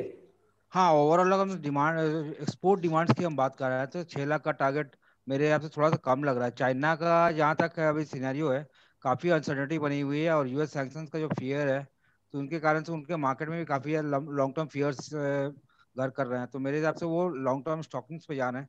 चाइना से हमारा डिमांड जो नॉर्मल था उस हिसाब से थोड़ा सा बढ़ता हुआ दिख रहा है, बट मेजर जो पुल अप आएगा, देखो डोमेस्टिक टेक्सटाइल इंडस्ट्री से ज़्यादा डिमांड आने के चांसेस बन रहे हैं। कि जैसे last compare to last 6 months की हम पीरियड की बात करें, textile industry almost deadlock stand पे आ गई थी, बंद होने के कगार पे थी ऑलमोस्ट, और वहां से पिकअप किया। तो बहुत जो पिकअप किया है, तो डिमांड का जो इम्प्रूवमेंट है बेसिकली 110 to 150% तक का इंक्रीज देखा है। शार्प इंक्रीज की वजह से जो डोमेस्टिक प्रोडक्शन है वो धीरे धीरे करके कंज्यूम होते चले जाएंगे, और जो ओवरऑल सिनेरियो है पॉजिटिविटी मार्केट में बनी रहेगी। जहां तक एक्सपोर्ट डिमांड की हम जो एक्सपेक्ट कर रहे हैं, जो इंडस्ट्रियल एक्सपेक्टेशंस है और जो मार्केट में जो बात चल रही है, 6 to 8 मिलियन बेल्स के आसपास का एक्सपोर्ट डिमांड होने के चांसेस बनते हैं, जो कि मार्केट के लिए काफी पॉजिटिव बन के आ सकता है। तो सपोर्ट मिलेगा मार्केट से, आपको डोमेस्टिक डिमांड से भी मिलेगा और एक्सपोर्ट डिमांड से भी मिलेगा। तो डिमांड्स की कहीं भी कमी नहीं है। और जहाँ तक सप्लाई, जो हमें पहले भी हम बता चुके हैं कि लगभग 34 से 35 मिलियन बेल्स के आसपास का रहेगा। तो ओवरऑल सिनेरियो काफी अच्छा है। डिमांड पॉजिटिव होने की वजह से जो अपसाइड प्राइजेस की बनी है वो सेंटिमेंट्स बने हुए रहेंगे। तो आगे का सेंटिमेंट्स मेरे हिसाब से थोड़ा बुलिश बना रहेगा, और डिमांड में चूंकि पॉजिटिविटी बनी रहेगी तो धीरे धीरे करके ग्रेजुअली अपसाइड की ओर ही चलेंगे मार्केट। जी, अगर हम देखें तो भारत में जो कॉटन कंजम्पशन है वो इस साल करीबन 53 लाख 53 लाख टन रहने की संभावना है, जो लास्ट ईयर करीबन 44 लाख टन थी। तो और कॉटन यार्न इंडस्ट्री को बड़े अच्छे ऑर्डर मिले। कॉटन यार्न जो है हमारा एक्सपोर्ट बढ़ा है, और इंडस्ट्री को बहुत सहारा मिला, डूबती हुई इंडस्ट्री को। आप किस तरह देखते हैं कि सर की कॉटन यार्न इंडस्ट्री किस तरह प्रोग्रेस करेगी आने वाले समय में? देखो, ओवरऑल अगर हम फाइबर्स की हम बात करते हैं, जो बेसिकली क्लॉथ फाइबर्स की हम बात करते हैं, 6 मेजर फाइबर्स हैं बेसिकली अपना जो कॉटन है, प्लस वो 5 और 6 है जो पॉलीस्टरीन के जो compete करते हुए दिखाई देते हैं। तो कॉटन का जो ओवरऑल मार्केट है वो almost 33% of the entire fibre market है। तो वहां पे चूंकि सप्लाई और डिमांड्स बढ़ते चले जाएंगे तो आपको पॉजिटिविटी मार्केट में बनी रहेगी। कॉटन का डिमांड काफी अच्छा निकल के आने वाला है, जैसे मैं पहले बता रहा हूँ 150% तक का एक्सपेक्टेड ग्रोथ दिख रहा है मार्केट में, तो वो पॉजिटिविटी बनी रहेगी मार्केट में। और इसकी वजह से जो डोमेस्टिक मार्केट्स में जो सप्लाई जो स्लोली कर रही है वो पुल बना रहेगा मार्केट में। जी अब मेरा प्रश्न है अरुण यादव जी से, जो एनसीडीएक्स के वाइस प्रेसिडेंट हैं। अरुण जी, कॉटन के जो भी प्रोडक्ट है, कि खासकर हम कॉटन की बात करें, कपास की या कॉटन सीड ऑयल केक की, उसमें एक हेजर को किस तरह से एक्सचेंज पर फैसिलिटी मिलती है कि वो आने वाले कोई भी जोखिम है उनके सामने हेजिंग कर सके? कमल जी धन्यवाद। तो क्योंकि एक्सचेंज की अगर हम बात करें कमल जी एनसीडीएक्स की, तो एनसीडीएक्स इंडिया का सबसे बड़ा एग्री कमोडिटी एक्सचेंज है। और आज की तारीख में हमारे पास कॉटन कॉम्प्लेक्स में दो ऐसे कॉन्ट्रैक्ट हैं जो काफ़ी अच्छी तरीके से लिक्विड है। एक तो कपास है और दूसरा कॉटन सीड ऑयल केक यानी कपास खली है। और अगर हम दोनों की ही बात करें तो ये दोनों कॉन्ट्रैक्ट, जैसा मैंने प्रेजेंटेशन में बताया, ये वैल्यू चेन जो है कॉटन की, उसमें लगभग लगभग पूरी वैल्यू चेन को कवर कर देते हैं। तो पहले मैं कपास खली से बात करना चाहूंगा। तो जैसे अभी मैंने काफी लोगों के व्यू सुने और सब लोगों ने, चाहे अजय जी हो, चाहे मनोज जी हो, हनीश जी हो, संजय जी हो, सुधीर जी हो, सबने अपने views cotton seed oil cake के विषय में बताए। और उससे एक बात जो समझ में आई वो ये है कि शायद जो एक तरफ लोगों को तेजी भी लग रही है, बट हो सकता है कुछ लोगों के दिमाग में ये संदेह भी हो कि ये कंटिन्यू करेगी कि नहीं करेगी। और इसीलिए मेरा मानना ये है कि अगर हमारे पास फिजिकल है, अगर मेरे पास फिजिकल माल रखा हुआ है, तो मुझे अगर बाजार बढ़ता हुआ है, कंटिन्यूसली बढ़ रहा है, और अगर मुझे उम्मीद भी है आगे बढ़ेगा, लेकिन मेरे मन में कोई शंका है, तो धीरे धीरे मैं उसका कुछ पार्ट हेज कर सकता हूँ। तो मान लीजिए अगर अगर मैं 1000 टन कपास खल मेरे पास है या मैं लेके चल रहा हूँ, तो मैं ये कर सकता हूँ कि मैं लेवल तय कर सकता हूँ कि इस लेवल पे आएगी तो मैं उसमें से मान लीजिए 100 टन या 150 टन में एनसीडीएक्स पे बेच के हेज कर लूंगा। तो उससे एक जो अच्छी चीज होती है वो ये है कि अगर बाजार मेरे अपोजिट जाते हैं तो कम से कम उतना माल मेरा जो है वो हेज है, उस माल में मुझे नुकसान नहीं होगा, मुझे उल्टा उसमें फायदा होना शुरू होगा। एक तो ये तरीका है। दूसरी महत्वपूर्ण बात जो मैं बताना चाहूंगा, वो आई थिंक अजय जी भी कहीं ना कहीं कवर करेंगे, वो ये है कि एक तो हो गया बाजार के भाव की ट्रेडिंग या भाव में जो हम तेजी मंदी कर रहे हैं। दूसरा है स्प्रेड, जो मैंने अपनी प्रेजेंटेशन में भी दिखाया कि जब हमें भाव के विषय में अगर हम थोड़े से अनिश्चित हैं या हमें जानकारी थोड़ी सी कम लग रही है, तो स्प्रेड एक ऐसी चीज है जो बहुत ज्यादा आप देखोगे पैटर्न में चलती है। पैटर्न में चलती है मतलब कि आप अगर पुराने हिस्टोरिकल डेटा निकाल के देखोगे तो आपको समझ में आएगा कि हर साल लगभग लगभग स्प्रेड में एक पैटर्न चलता है कि वो एक रेंज में चल रहा है और एक समय के बाद वो एक रेंज से बढ़ जाता है, जिसके पीछे कुछ कारण होते हैं। तो हम अपना कुछ जो ट्रेडिंग एक्टिविटी है वो नेकेड ट्रेडिंग जिसे हम कहते हैं या डायरेक्शनल ट्रेडिंग जो कहते हैं, जो तेजी मंदी की ट्रेडिंग है, उससे मूव करके हम स्प्रेड की तरफ भी लेके जा सकते हैं। तो ये हुई दूसरी धारणा जिसके ऊपर हम काम कर सकते हैं। और तीसरी चीज जो जो बहुत महत्वपूर्ण है, खासकर उन लोगों के लिए जो जो केवल हाजिर रख के हेज करने की सोच रहे हैं, वो है जिसे हम बेसिस ट्रेडिंग कहते हैं। बेसिस ट्रेडिंग का अर्थ ये है कि अगर मेरे पास हाजिर रखा हुआ है तो मैं ये देख सकता हूं, और काफी लोगों ने कहा कि 80,000 टन आज एक्सचेंज के गोडाउन में रखा है, और अगर आप देखेंगे उसमें से काफी सारा माल जो है, जो मेजोरिटी माल जो है वो कड़ी में रखा हुआ है। अब उसमें ऐसा क्यों है, तो वो मैंने एक ग्राफ में दिखाने का प्रयास किया था कि अगर आप पिछले 4 सालों में देखें तो हमेशा ऐसा हुआ है कि कड़ी का जो माल है वो आपको सीजन में एनसीडीएक्स से नीचा मिल जाता है या एनसीडीएक्स के भाव मिल जाता है, और 4 महीने बाद या 5 महीने बाद वही भाव हाजिर के अंदर एनसीडीएक्स से 50-100 रुपए ऊपर बिकता है। तो जिसने हाजिर लेके एक्सचेंज बेचा हुआ है वो 3 महीने 4 महीने के बाद में उसी माल को जब हाजिर में बेचता है तो 50-100 रुपए उसको ज्यादा मिल जाते हैं और उसका फ्यूचर जो है या वायदा है वो नीचे कट जाता है। तो ये भी एक तरीका है जिससे हम हेज कर सकते हैं, जिसको हम बेसिस ट्रेडिंग कह सकते हैं। ये भी हम यूज कर सकते हैं। तो ये 3 या 4 तरीके हैं जिससे हम ट्रेडिंग में और हेजिंग दोनों को एक साथ मिलकर कर सकते हैं। और अगर आप देखोगे तो जितनी भी एमएनसीज काम करती हैं या जितनी भी मल्टीनेशनल काम करती हैं, उनमें ट्रेडिंग और हेजिंग के अकाउंट अलग अलग होते हैं। तो एक अकाउंट है ट्रेडिंग का, यानी उसमें वो ट्रेड करेंगे अपना, चाहे तेजी मंदी का सौदा है उसमें ट्रेड करेंगे, और एक अकाउंट होगा हेजिंग का, जो वो कहेंगे कि भाई मेरा काम अगर कॉटन के अंदर है तो मुझे इतना माल हेज करके चलना है, और एज अ पॉलिसी वो हेज करके चलते हैं, इरिस्पेक्टिव ऑफ की तेजी है या मंदी है, एक सर्टेन परसेंटेज अपने कंजम्पशन का वो हमेशा हेज रखेंगे। तो मुझे लगता है ये दो चीजों के बीच में हमेशा एक बैलेंस बनाने की आवश्यकता है कि कितना मुझे हेज करना है और कितना मुझे ट्रेड करना है, और मुझे दोनों चीजें करनी है। अगर मैं व्यापार में हूं तो मुझे ट्रेडिंग भी करनी है तो मैं ट्रेडिंग भी कर सकता हूँ, बट एक परसेंटेज में रख लूं कि ये इतना परसेंटेज मेरे एक्सपोजर का मुझे हमेशा हेज करके चलना है। तो ये मोटा मोटी चीजें हैं जो मैं कहना चाहूंगा इस माध्यम से। देखिए कि अभी भारत सरकार ने अपने बजट में 1000 एफपीओ बनाने की बात कही है और करीबन 700 करोड़ रुपए का निवेश हो रहा है। और हमने देखा कि एनसीडीएक्स चना सरसों में उन्होंने एफपीओ को भी फैसिलिटी दी है और वे उसमें काफी अच्छी गेन कर रहे हैं, ये स्पष्ट नजर आ रहा है। तो जो कॉटन सीड ऑयल केक है या हम कपास की बात करें सीधे, जो कपास तो सीधा ही बिल्कुल किसानों से जुड़ा हुआ है, तो क्या एनसीडीएक्स इन प्रोडक्ट में काम करने वाले एफपीओ को भी अपने मंच पर जगह देगा या एफपीओ के जरिए कोई जुड़ना चाहे, किस तरह से इस पूरे पर वो एनसीडीएक्स का लाभ ले सकता है? बहुत बढ़िया सवाल है कमल जी ये, क्योंकि एक एफपीओ एक ऐसी चीज है जिसकी तरफ भारत सरकार का भी रुझान है। 10,000 एफपीओ उन्होंने नए बनाने की घोषणा भी की है बजट के अंदर, और इस चीज के ऊपर हम भी पिछले 4-5 सालों में काफी गहनता से, केवल एनसीडीएक्स ही नहीं, सेबी के साथ मिलकर हम काफी गहनता से नई नई चीजें लेके आ रहे हैं, ताकि हम ये सुनिश्चित कर सके कि फार्मर जो है वो डायरेक्टली एक्सचेंज पे पार्टिसिपेट कर सके। और इस मंच पे मुझे ये बताते हुए काफी प्रसन्नता हो रही है कि पिछले 4 सालों में लगभग 300 एफपीओ ने हमारे साथ में जुड़ के अपने अकाउंट खोले हैं डिफरेंट ब्रोकर्स के थ्रू, और उसमें से लगभग 130 एफपीओ ऑलरेडी हमारे यहाँ पे ट्रेड कर चुके हैं, यानी उन्होंने किसी ना किसी कमोडिटी में काम किया है, और कुल जो ट्रेड क्वांटिटी है वो लगभग 50,000 टन के आसपास है। तो ऐसा नहीं कि छोटा अमाउंट ट्रेड किया, लगभग 50,000 टन उन्होंने एक्सचेंज के ऊपर ट्रेड किया है। और इसके अलावा अगर जो 2 कमोडिटी जो अभी हमारे विषय में आपने मुझसे पूछी, तो उसमें लगभग 3,500 टन का trade cotton seed oil cake में किसानों ने किया है, और कपास के अंदर भी लगभग 50 टन का ट्रेड किसानों ने डायरेक्टली किया है, एफपीओ ने डायरेक्टली किया है। अब इसमें सबसे महत्वपूर्ण बात यह है कि क्योंकि कपास खल जो है वो ऐसी चीज नहीं है जो किसान अपने खेत में उगाता है, वो चीज है जो वो अपने जानवरों को खिलाने के लिए इस्तेमाल करता है। तो यहाँ पे हमने ये देखा है कि एक समय ऐसा आया कि किसानों ने कपास खल की डिलीवरी एक्सचेंज से उठाई। उन्हें ये लग रहा था एफपीओ को कि अगर मैं ये एक्सचेंज के, उन्होंने भाव देखे कि ये लगभग 2-1.5 साल पुरानी बात है कि 2,200 के भाव यहाँ है, जबकि मैं रिटेल में खरीद रहा हूँ तो मुझे 3,500 रुपए का पड़ रहा है। तो एफपीओ ने ये दिमाग लगाया कि क्यों ना मैं इस चीज को खुद यहाँ से लेके जाऊं और अपने किसानों के बीच एक मे बी एक डिस्काउंट पे, जो रिटेल भाव है उससे कुछ डिस्काउंट पे बेचूं।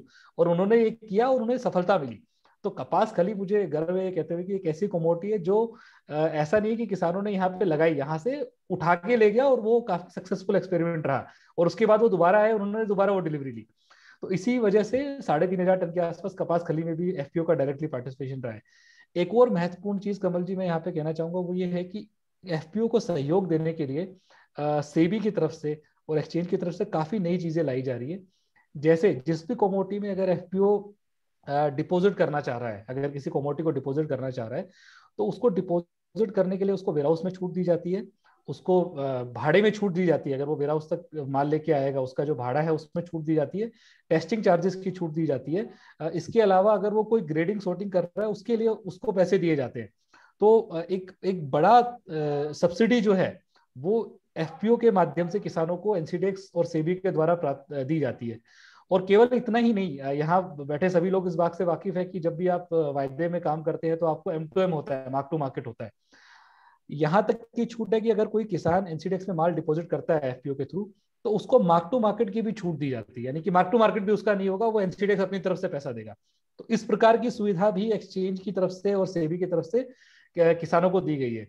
और एक नई चीज जो हमने अभी शुरू की, हमने एक ऑप्शंस करके नए सौदे चालू किए हैं जो 7 कमोडिटी अभी हमारे यहाँ पे। उनमें से 3 कमोडिटी में हमने एक नया एक्सपेरिमेंट अभी शुरू किया था, जहां आपको पता है कि ऑप्शंस के अंदर अगर कोई खरीद लेता है तो खरीदने वालों को ये अधिकार है कि वो चाहे तो उस सौदे को निभाए या तो ना निभाए, एक इंश्योरेंस की तरह। तो हमने चने और सरसों में ये सौदा शुरू किया था, और वहां पे हमने देखा कि किसानों के लिए एक बड़ी समस्या जो आती है काम करने में वायदे में, वो ये है कि अगर भाव नीचे चले गए तो वो ठीक है कि भाई भाव गिर गए, मैंने वायदे को इस्तेमाल किया, ठीक है। लेकिन अगर भाव बढ़ गए तो हमेशा उनका एक सवाल रहता है कि अब मैं क्या करूं, बाजार बढ़ गया लेकिन मुझे तो आपको कम भाव पे ही माल देना पड़ेगा। तो उसका सोल्यूशन पुट ऑप्शन है, यानी कि आप उस ऑप्शन में को खरीद सकते हैं, और फिर अगर भाव बढ़ जाता है तो आप बड़े बाजार में बड़े भाव पे बाहर माल बेच सकते हैं। तो उसके लिए हमने एक प्रीमियम लगता है वो प्रीमियम भी एनसीडीएक्स ने अपने पैसों से फार्मर को सब्सिडाइज किया, और मुझे बताते हुए काफी खुशी हो रही है कि लगभग 3,000 टन का सौदा सरसों और चने के अंदर किसानों ने इस साल किया। इसके जब सोइंग का टाइम था, नवंबर दिसंबर में ये सौदे हुए, जिनकी वैधता जो है वो एक्सपायरी, यानी कि जब अराइवल का टाइम है अप्रैल मई जून, उस समय तक है। यानी उस समय तक किसान ये देख सकता है कि भाव अगर नीचे रहते हैं तो मैं एनसीडीएक्स पे डिलीवरी छोड़ूंगा, क्योंकि मैंने भाव तय कर लिए, और अगर भाव बढ़ते हैं तो मैं बढ़े हुए भाव पे एक्सचेंज में बाहर जाके अपना माल बेच दूंगा, क्योंकि मुझे केवल इस बात की बाध्यता नहीं है कि मुझे अपना माल यहाँ डिलीवर करना है। तो ये कुछ कदम है जो पिछले 4 सालों में हमने उठाए हैं, और आई थिंक उसका इस्तेमाल फार्मर क्यों कर रहे हैं, और ये पार्टिसिपेशन आगे जाके बढ़ेगा क्योंकि सरकार का भी उस पर काफी बड़ा फोकस है। जी धन्यवाद अरुण जी। अभी मैं वापस अजय केडिया जी और मनोज कुमार जैन जी से हम प्राइस आउटलुक की बात करेंगे, लेकिन एक छोटा सा प्रश्न है और मैं चाहूंगा कि सुधीर जी उसका जवाब दें कि जो कॉटन सीड ऑयल की बात करें कि पाम ऑयल महंगा है, सोया ऑयल की कॉस्ट भारत में काफी ऊंची आ रही है, मस्टर्ड ऑयल इस समय बहुत महंगा बिक रहा है, शायद कोरोना में उसका बहुत ज्यादा यूज हुआ है। तो सर ऐसे में मूंगफली तेल की भी हम बात करें वो भी बहुत महंगा है, तो कॉटन ऑयल जो है उसका भविष्य आप क्या देखते हैं कि किस तरह से प्राइस रहेंगे और डिमांड किस तरह रहेगी? एक संक्षेप में आपका आंसर लूंगा मैं।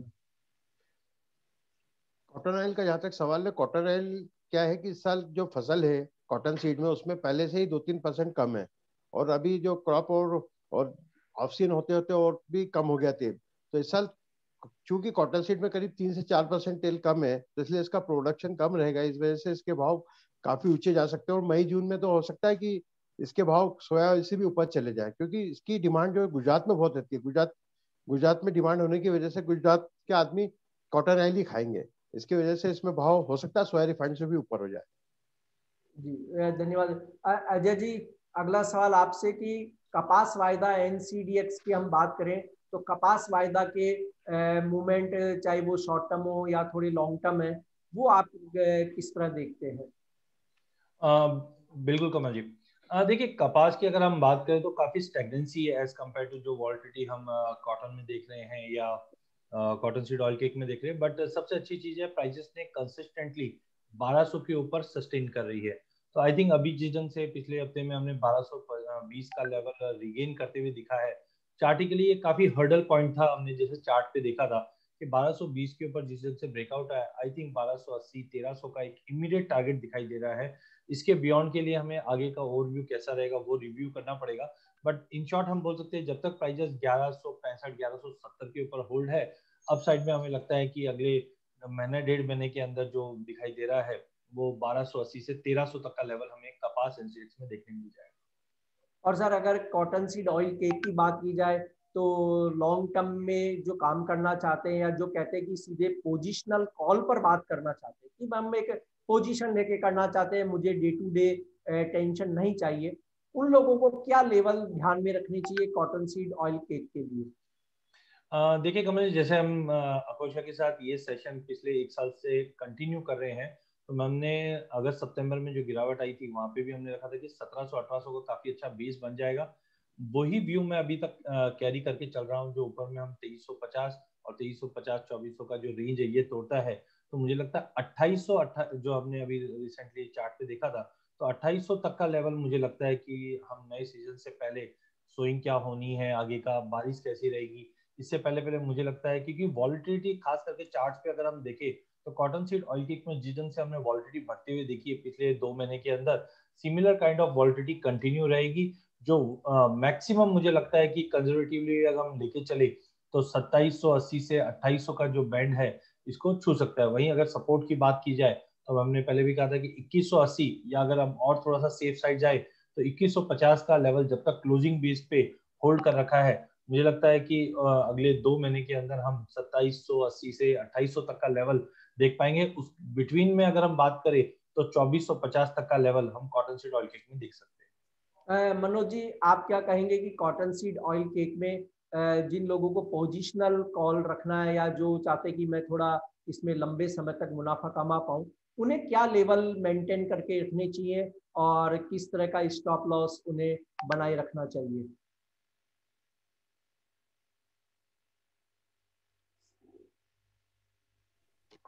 अजय जी से काफी हद तक सहमत हूं और मेरा मानना है कि यहाँ पे शॉर्ट टर्म में कीमतें अगर 2350 के लेवल्स के अगर ऊपर निकल जाती है तो यहाँ 2450 2540 ये शॉर्ट टर्म में जो है लक्ष्य देखने को मिल सकते हैं।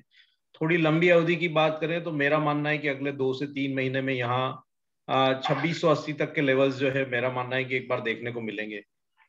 जहां तक स्टॉप लॉस की बात है तो शॉर्ट टर्म ट्रेडर्स को यहाँ पे 2200 के आसपास के स्टॉप लॉस लेके चलना चाहिए और जो लॉन्ग टर्म ट्रेडर्स है जिनको थोड़ी लंबी अवधि के लिए लंबे टारगेट के लिए होल्ड करना है तो फिर जो स्टॉप लॉस है वो 2140 के आसपास के रखना चाहिए।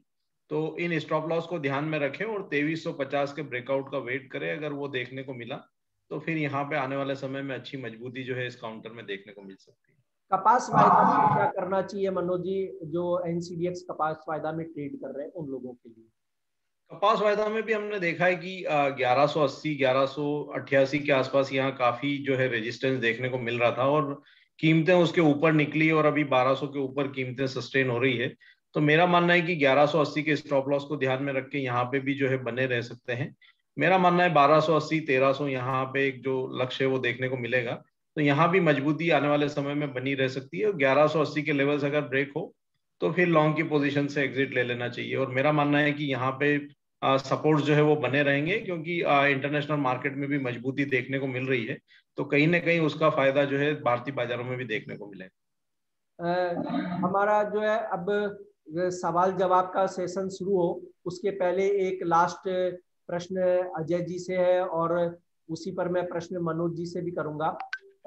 अजय जी, लोगों की धड़कनें बहुत तेज रहती है कि जो ही 9 बजे एक्सचेंज खुलेगा कॉटन सीड ऑयल केक में क्या होगा, ऊपर का सर्किट लगेगा नीचे का आएगा। कई लोग कहते हैं नहीं कल तो मतलब वो शुक्रवार को ही अनुमान लगा देते हैं कि सोमवार को तो अपर सर्किट है या सोमवार को लोअर सर्किट है। 2 दिन बेचैन रहते हैं कि क्या होगा, फोन करना ये करना।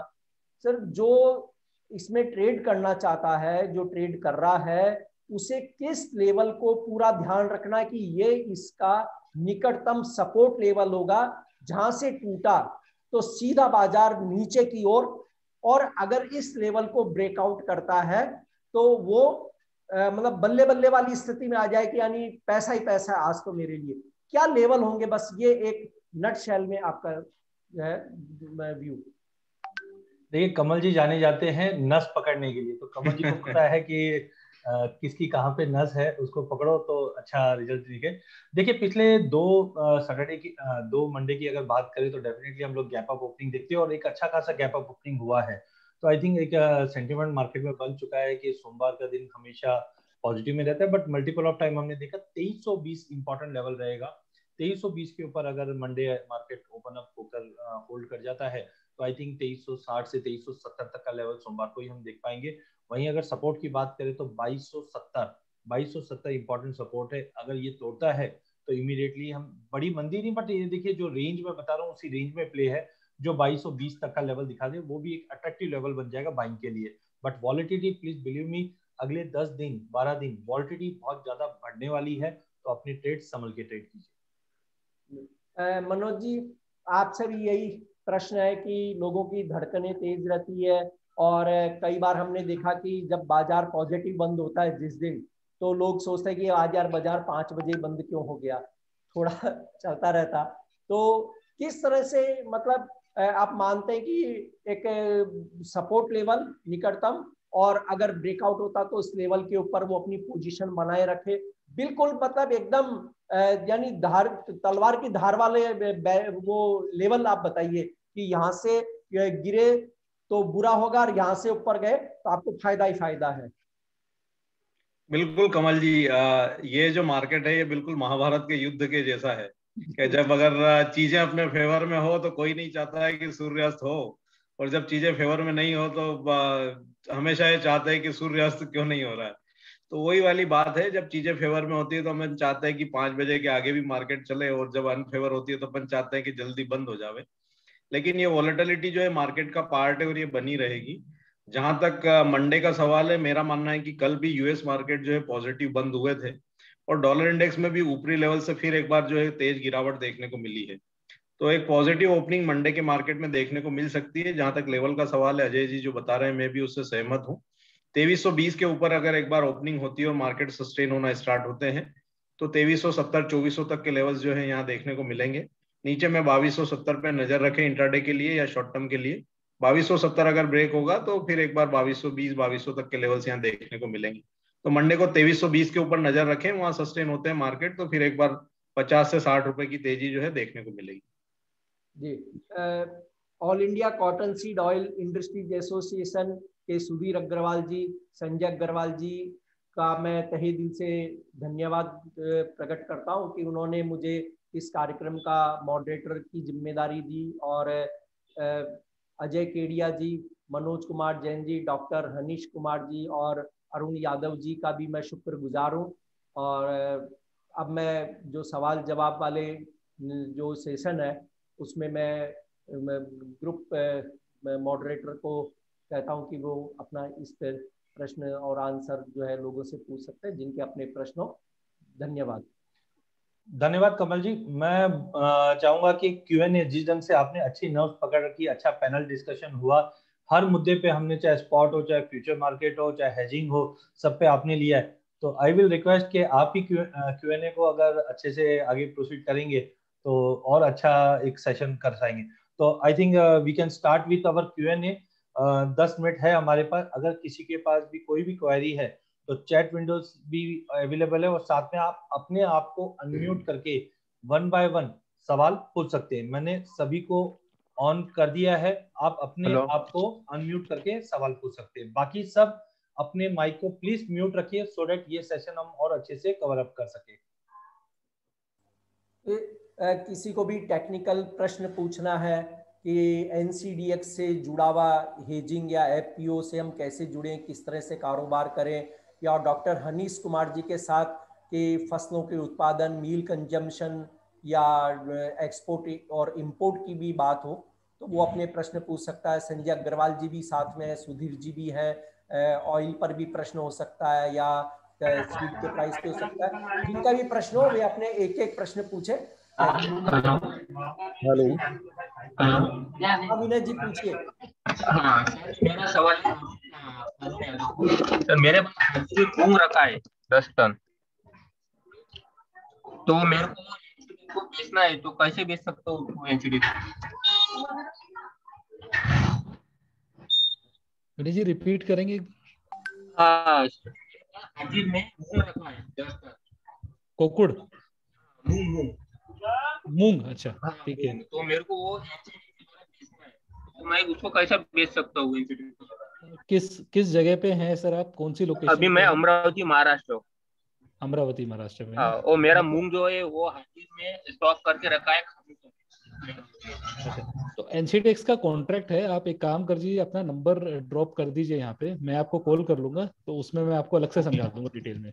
हाँ, मैंने नंबर में ड्रॉप कर दे दो मेरे को आप। हाँ मैं ठीक है, मैं आपका नंबर सेव कर लेता हूँ विनय जी, मैं आपको कॉल करके अलग से बता दूंगा। ठीक है, ठीक है, धन्यवाद। ये कॉटन सीड, कॉटन ऑयल और इन पे जो भी आप प्रश्न है सभी अपना प्रश्न एक एक करके पूछें ताकि हम इस जी हेलो, मेरा क्वेश्चन यादव जी से है। Hello Yadav ji. Hello sir बताइए। हमारा क्या है, MP 20 से 22 लाख गांठ कपास की फसल होती है, और ज्यादातर एक्चुअल में क्या है कि आपके कड़ी में सेंटर है और अकोला में सेंटर है। हम चाहते हैं कि MP में भी आप ऐसा सेंटर बनाए, जिससे कि इस साल क्या हुआ कि कपासिया खली तेल काफी महंगा होने से अब सब लोगों का इंटरेस्ट 6 से 7% खली में बनने लगा है। तो मेरा आपसे निवेदन है कि हमारे MP में भी एक वेयर हाउसिंग का सिस्टम चालू किया जाए, जिससे कि हम लोग भी आपका डिपॉजिट खली कर सके। सर आपका सजेशन बिल्कुल मैं ले लेता हूँ। इसमें मैं दो चीजें थोड़ा बताना चाहूंगा, क्योंकि ये काफी एक कॉमन डिमांड रहती है अक्रॉस द कमोडिटी के सेंटर हम लोग जितना ज्यादा बना सकें। इसमें दो चीजें मैं आपको बताना चाहूंगा। एक तो ये है कि देखिए डिलीवरी सेंटर का जो पर्पस होता है ये यहीं पे नहीं, हर जगह पे कहीं पे भी वो ये होता है कि देखिए फ्यूचर जो वायदा कारोबार होता है उसमें कुछ अगर गड़बड़ हो, ठीक है, उसको रोकने के लिए डिलीवरी जरूरी है।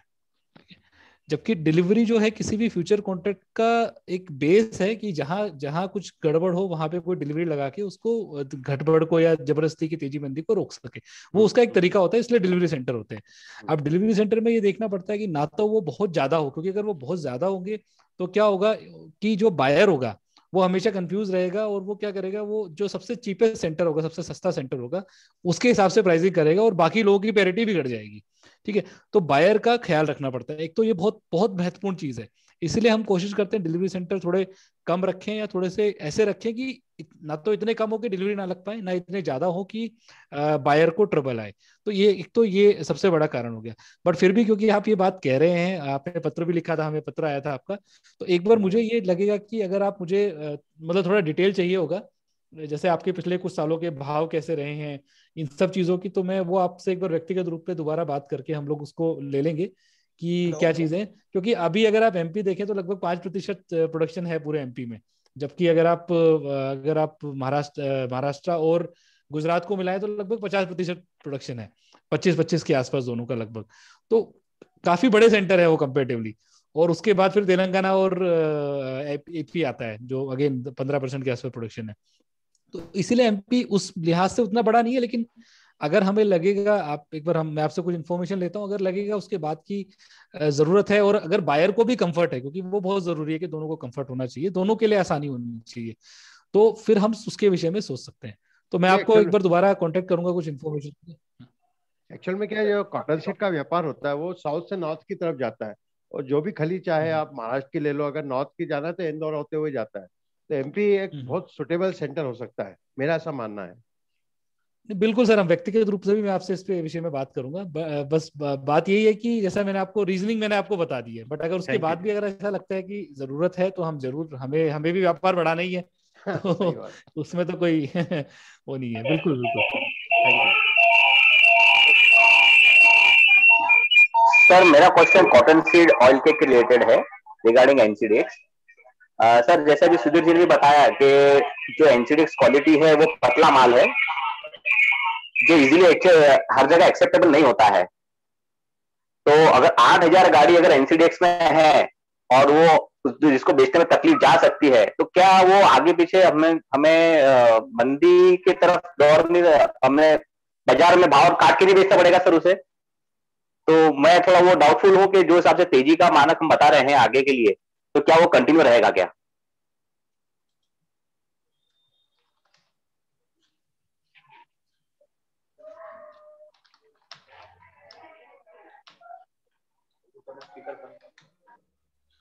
मुझे लगता है हाँ बिल्कुल, मुझे लगता है प्राइस को लेके अजय जी बता पाएंगे, लेकिन मैं आपको, क्योंकि आपने ये बोला है कि 8,000 गाड़ी sir my question is to Ajay ji and Manish ji only, sorry मैं आपको ये बता दूं कि अजय जी का जो माल है, अगर आप देखेंगे हिस्टोरिकली हमने ये देखा है 2-2 लाख टन माल, यानी 20-20 हजार टन गाड़ी भी लगा है आज से 5 साल पहले, 6 साल पहले, और बड़े आराम से लगा है, बड़े आराम से उठा है। तो मुझे लगता है कि और क्वालिटी को लेके कोई इशू नहीं आएगा। और यहाँ से उठ के, जैसा मैंने आपको चार्ट में भी दिखाया था कि कई बार यही माल जो है वायदे से प्रीमियम पे बिकता है, तो उसको लेके आप निश्चित रह सकते हैं कि माल का वैसे कोई इशू नहीं है। बट हाँ, प्राइस का व्यू जो है उसकी वजह से क्या इफेक्ट आना चाहिए, आई थिंक अजय जी है, मनोज जी है, वो ज्यादा अच्छे से इसके विषय में बता पाएंगे। नहीं सर, जो क्वालिटी की जो बात हो रही है, 2 साल में थोड़ा मोटा खल का चलन बढ़ गया है हर साल, जैसे भी सुधीर जी ने बताया। तो अभी जो पतली खली सर जो लग रही है वो थोड़ा बेचने में दिक्कत जाती है, इजीली का उसको मार्केट मिलता नहीं है सर। तो उसे बेचने के लिए शायद हमें उसको प्राइस तोड़ के बेचना पड़े, तो वो शायद आगे पीछे हमारी तेजी के चाल को रोक सकता है। ये अनुमान सही है क्या अजय जी प्लीज? भैया तेजी वाले साल के अंदर भी 70,000 टन लग गया था माल, तेजी आई ना, 3500 हुए थे भाव, 80,000 टन। हम लेते हैं आपका भी सवाल, प्लीज रिक्वेस्ट है कि जिसका भी सवाल है उसके बाद अपने आप को म्यूट रखेंगे तो सेशन और अच्छे से हम लोग कंटिन्यू कर पाएंगे। डेफिनेटली जतिन जी, और मुझे अच्छे से ध्यान है पिछले 2 वेबिनार में भी अपन ने ये पॉइंट पे डिस्कशन भी किया था और मैंने बताया देखिए जो मैकेनिज्म अभी मार्केट में चल रहा है, नो डाउट वो एक कंसर्न जरूर है जिस ढंग से डिपॉजिट हो रहा है, और ज्यादा करके देखते भी है कि जब भाव में ज्यादा बड़ी तेजी आ जाती है तो वहां से लिक्विडेशन भी निकलते, जैसे अरुण जी ने भी कहा था। लेकिन ओवरऑल मैं अभी भी ज्यादा फोकस रखूंगा, जो अदर फैक्टर्स है वो अभी भी काफी स्ट्रांग है। नो डाउट ये कंसर्न बोलते हैं जैसे तलवार लटकी हुई है, तो ये कंटिन्यू रहेगा। लेकिन आई थिंक इसको अगर हम थोड़ा सा साइड करके चले और अदर जो डेयरी इंडस्ट्री की डिमांड इंप्रूव हो रही है, फार्मर्स के हाथ में अब पैसा आ रहा है, दिख रहा है, तो आई थिंक मैं अभी भी अपने जो टारगेट्स है उसी पे स्टिक रहूंगा। नो डाउट इस चीज को डेफिनेटली मैंने पहले भी 2 सेशन में ये कहा था, जब भाव 1850 थे, 1950 थे, 2000 के भाव में भी थे, कि तब से हम देख रहे हैं कि कंटिन्यू डिपॉजिट बढ़ भी रहे हैं, और उसके बावजूद हमने आज 2300 का भाव ऑलमोस्ट टेस्ट कर चुके हैं। तो आई थिंक ये इग्नोर नहीं करना चाहिए, स्टार मार्क करके रखना चाहिए। But I hope other factors इस बार काफी स्ट्रांग है, जो व्यू को मैंने जो व्यू रखा है उसको सपोर्ट करता हुआ दिखेगा। Thank you sir, thank you very much for valuable advice. सवाल मनोज जी का है। मनोज जी आप अपने आप को अनम्यूट करके सवाल पूछ सकते हैं। हेलो। हाँ सर। सर मेरा सवाल है कि जैसे अभी कंपाउंडेड फीड जो है, समझो गोदरेज है, बाकी जो प्लेयर्स है, उसका कितना इफेक्ट कॉटन ऑयल केक पे गिरेगा? हेलो। बिल्कुल मनोज जी। अरुण जी। मुझे लगता है सुधीर जी ज्यादा अच्छा जवाब दे पाएंगे इसका, मेरे को ऐसा लगता है, क्योंकि ये थोड़ा फिजिकल से रिलेटेड क्वेश्चन है। तो सुधीर जी अनम्यूट कर सकते हैं आप। हाँ, रिपीट करना क्वेश्चन। हाँ सर, अभी जैसे कंपाउंडेड फीड जो बनाते हैं गोदरेज है, उसका कितना इफेक्ट कॉटन ऑयल केक पे गिरेगा? नहीं, देखो थोड़ा सा पशुआहार का फर्क तो पड़ता है नेचुरली, पर पशुआहार भी ज्यादा कुछ फर्क नहीं पड़ता है। इसके अंदर जो खली के अंदर रहता है 10% खली चलती है, तो नेचुरली उसका कोई मोटा असर नहीं पड़ता है। लोग सिर्फ है ना जानवर को पेट भरने के लिए खली खिला पशुआहार खिला सकते हैं, पर नेचुरली जो खली, जो फैट है और जो दूध अच्छा बनता है वो सिर्फ खली से ही बनता है, इसके अलावा कोई अल्टरनेट नहीं है। आज 350 लाख गाट का जो माल होता है वो पूरा खा जाती है। अपने यहाँ कोई एक्सपोर्ट तो होता नहीं है खली का, और सारा कंजप्शन में ही जाता है। लेकिन आप जब समझो रेट्स इतने बढ़ गए हैं, इतना रेट्स इंक्रीज हो रहा है, तो सब लोग जो फार्मर्स है वो कंपाउंडेड फीड पे शिफ्ट हो रहे हैं।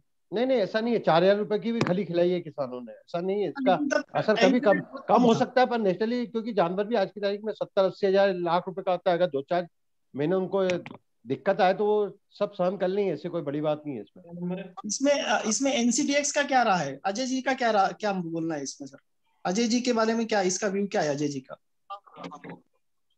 देखिए जैसे सुधीर जी ने भी कहा कि जो ट्रेडिशनली ठीक है, जो कंपोजिट है, मार्केट अपना अपना शेयर है, बट अभी भी अगर आप देखेंगे मार्केट शेयर की अगर बात करें तो वो काफी नेग्लिजिबल है।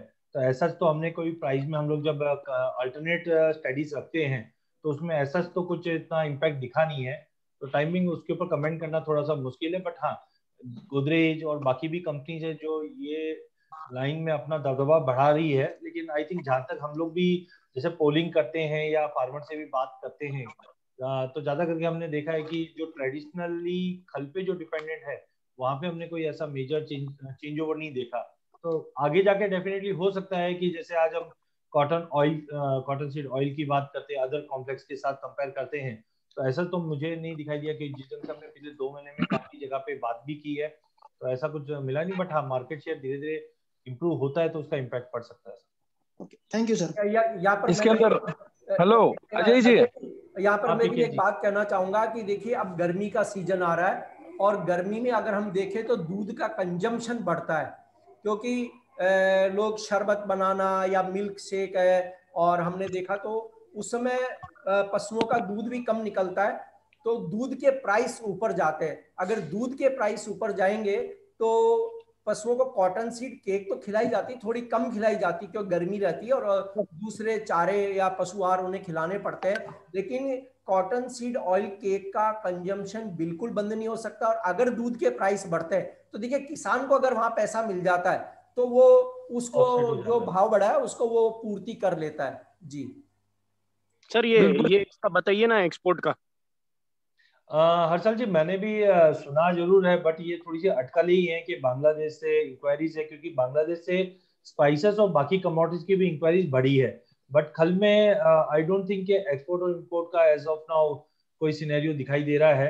बट मैं एक बार रिव्यू वापस करके आप तक आता हूँ। आप मेरे को जो लिंक मैंने दिया है उस पर आप शेयर कर दीजिए, तो मैं एक बार गो थ्रू करें। क्योंकि मसालों में जब हल्दी एक्सपोर्ट हुई थी बांग्लादेश, उसके बाद ऐसी अटकलें लगाई जा रही थी कि काफी अदर कमोडिटीज है जिसमें बांग्लादेश इंडिया से इंपोर्ट कर रहा है, तो वहां पे ये 2 महीने से चल जरूर रहा है, बट ऐसा कोई कंफर्मेटिव चीजें आई नहीं है। तो मैं एक बार गो थ्रू करके आपको सोमवार को कंफर्म कर दूंगा। आखिरी सवाल हम ले सकते हैं, इसके बाद ये सर आखिरी सवाल मैं पूछना चाहूंगा। पिकेश बोल रहा हूँ सर मैं। बिल्कुल पिकेश जी। सभी पैनलिस्ट को मेरा नमस्ते। मेरा सवाल यही था कि जैसे हम लोग देखते हैं कि कॉटन अराइवल्स रिपोर्ट पर काफी मैनिपुलेशन देखने मिलता है।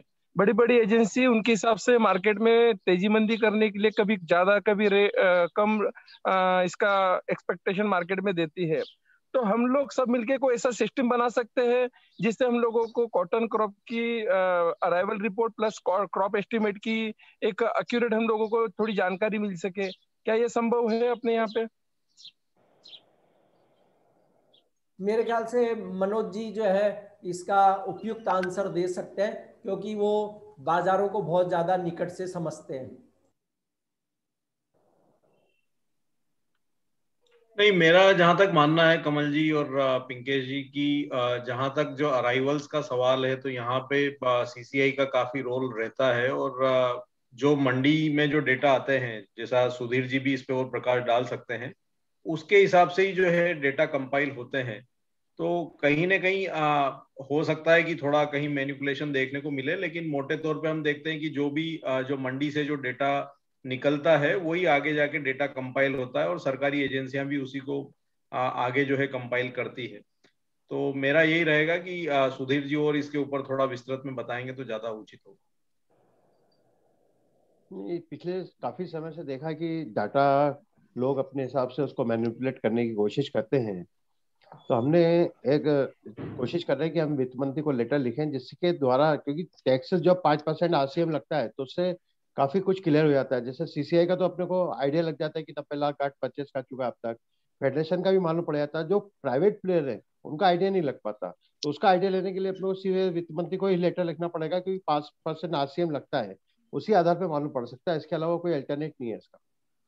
बिल्कुल, क्योंकि देखिए हम यूएस की अगर बात करें तो वहाँ पे एक तो क्या लैंड साइज काफी बड़ा है और वहाँ पे कंसोलिडेशन मिल जाता है। बट डोमेस्टिक मार्केट में अगर हम बात करें तो पहला चीज एग्री का डेटा निकालना, और इम्पोर्टेंट आज भी ऐसी कुछ फर्म्स है जो प्राइमरी डेटा वर्क करती है, तो ये ऑन दी बेसिस होती है कि मैंने एक बार बात किया उसी का एक ओवरव्यू ले लिया। फॉर एग्जांपल मैंने इंदौर बात किया एक जन से तो मेरे को एक ओवरऑल आइडिया लग गया। तो अभी भी इंडिया में यहाँ पे स्कोप है काफी इम्प्रूवमेंट का, और जैसे सुधीर जी ने भी कहा कि गवर्नमेंट ही इस पे स्टेप ले सकती है, क्योंकि जब तक हमारे पास माननीय प्रधानमंत्री जी ने इसके ऊपर काफी अच्छा काम ऑलरेडी चालू कर चुका है मंडी लिंकिंग का, तो जब तक हमको एक्चुअल डेटा अराइवल्स का क्या आ रहा है, एक्चुअल स्टॉक क्या है, जब तक क्लियरिटी नहीं आएगा तो ये प्रोडक्शन पे भी इम्पैक्ट करता है, प्राइस पे भी इम्पैक्ट करता है, और स्पेकुलेशन खास करके उसको अट्रैक्ट ज्यादा करता है। खास करके कॉटन की बात करें तो हमने काफी पिछले 2-3 सालों में देखेंगे तो जो नंबर्स आ रहे हैं उसमें वेरिएशन बहुत सीवियरली है।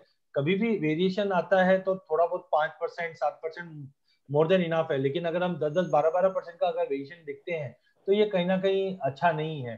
तो आई थिंक एक एफर्ट्स एसोसिएशन की तरफ से भी, एक्सचेंज की तरफ से भी, क्योंकि अगर डेटा सही रहेगा तो एक डिसीजन पे हम अच्छे से पहुंच पाएंगे। तो पीके जी आपका सवाल बिल्कुल सही था, और बट एग्री के अंदर टाइम लगेगा। इंडिया जिस ढंग से बड़ा एक ज्योग्राफिकल लैंड बैंक लेके बैठता है तो डेफिनेटली इस चीज को काफी अच्छी कंपनीज है जो अभी धीरे धीरे इस पे काम कर रही है, बट लेट्स सी कैसे इसका रिजल्ट आगे आकर हेल्प करता है।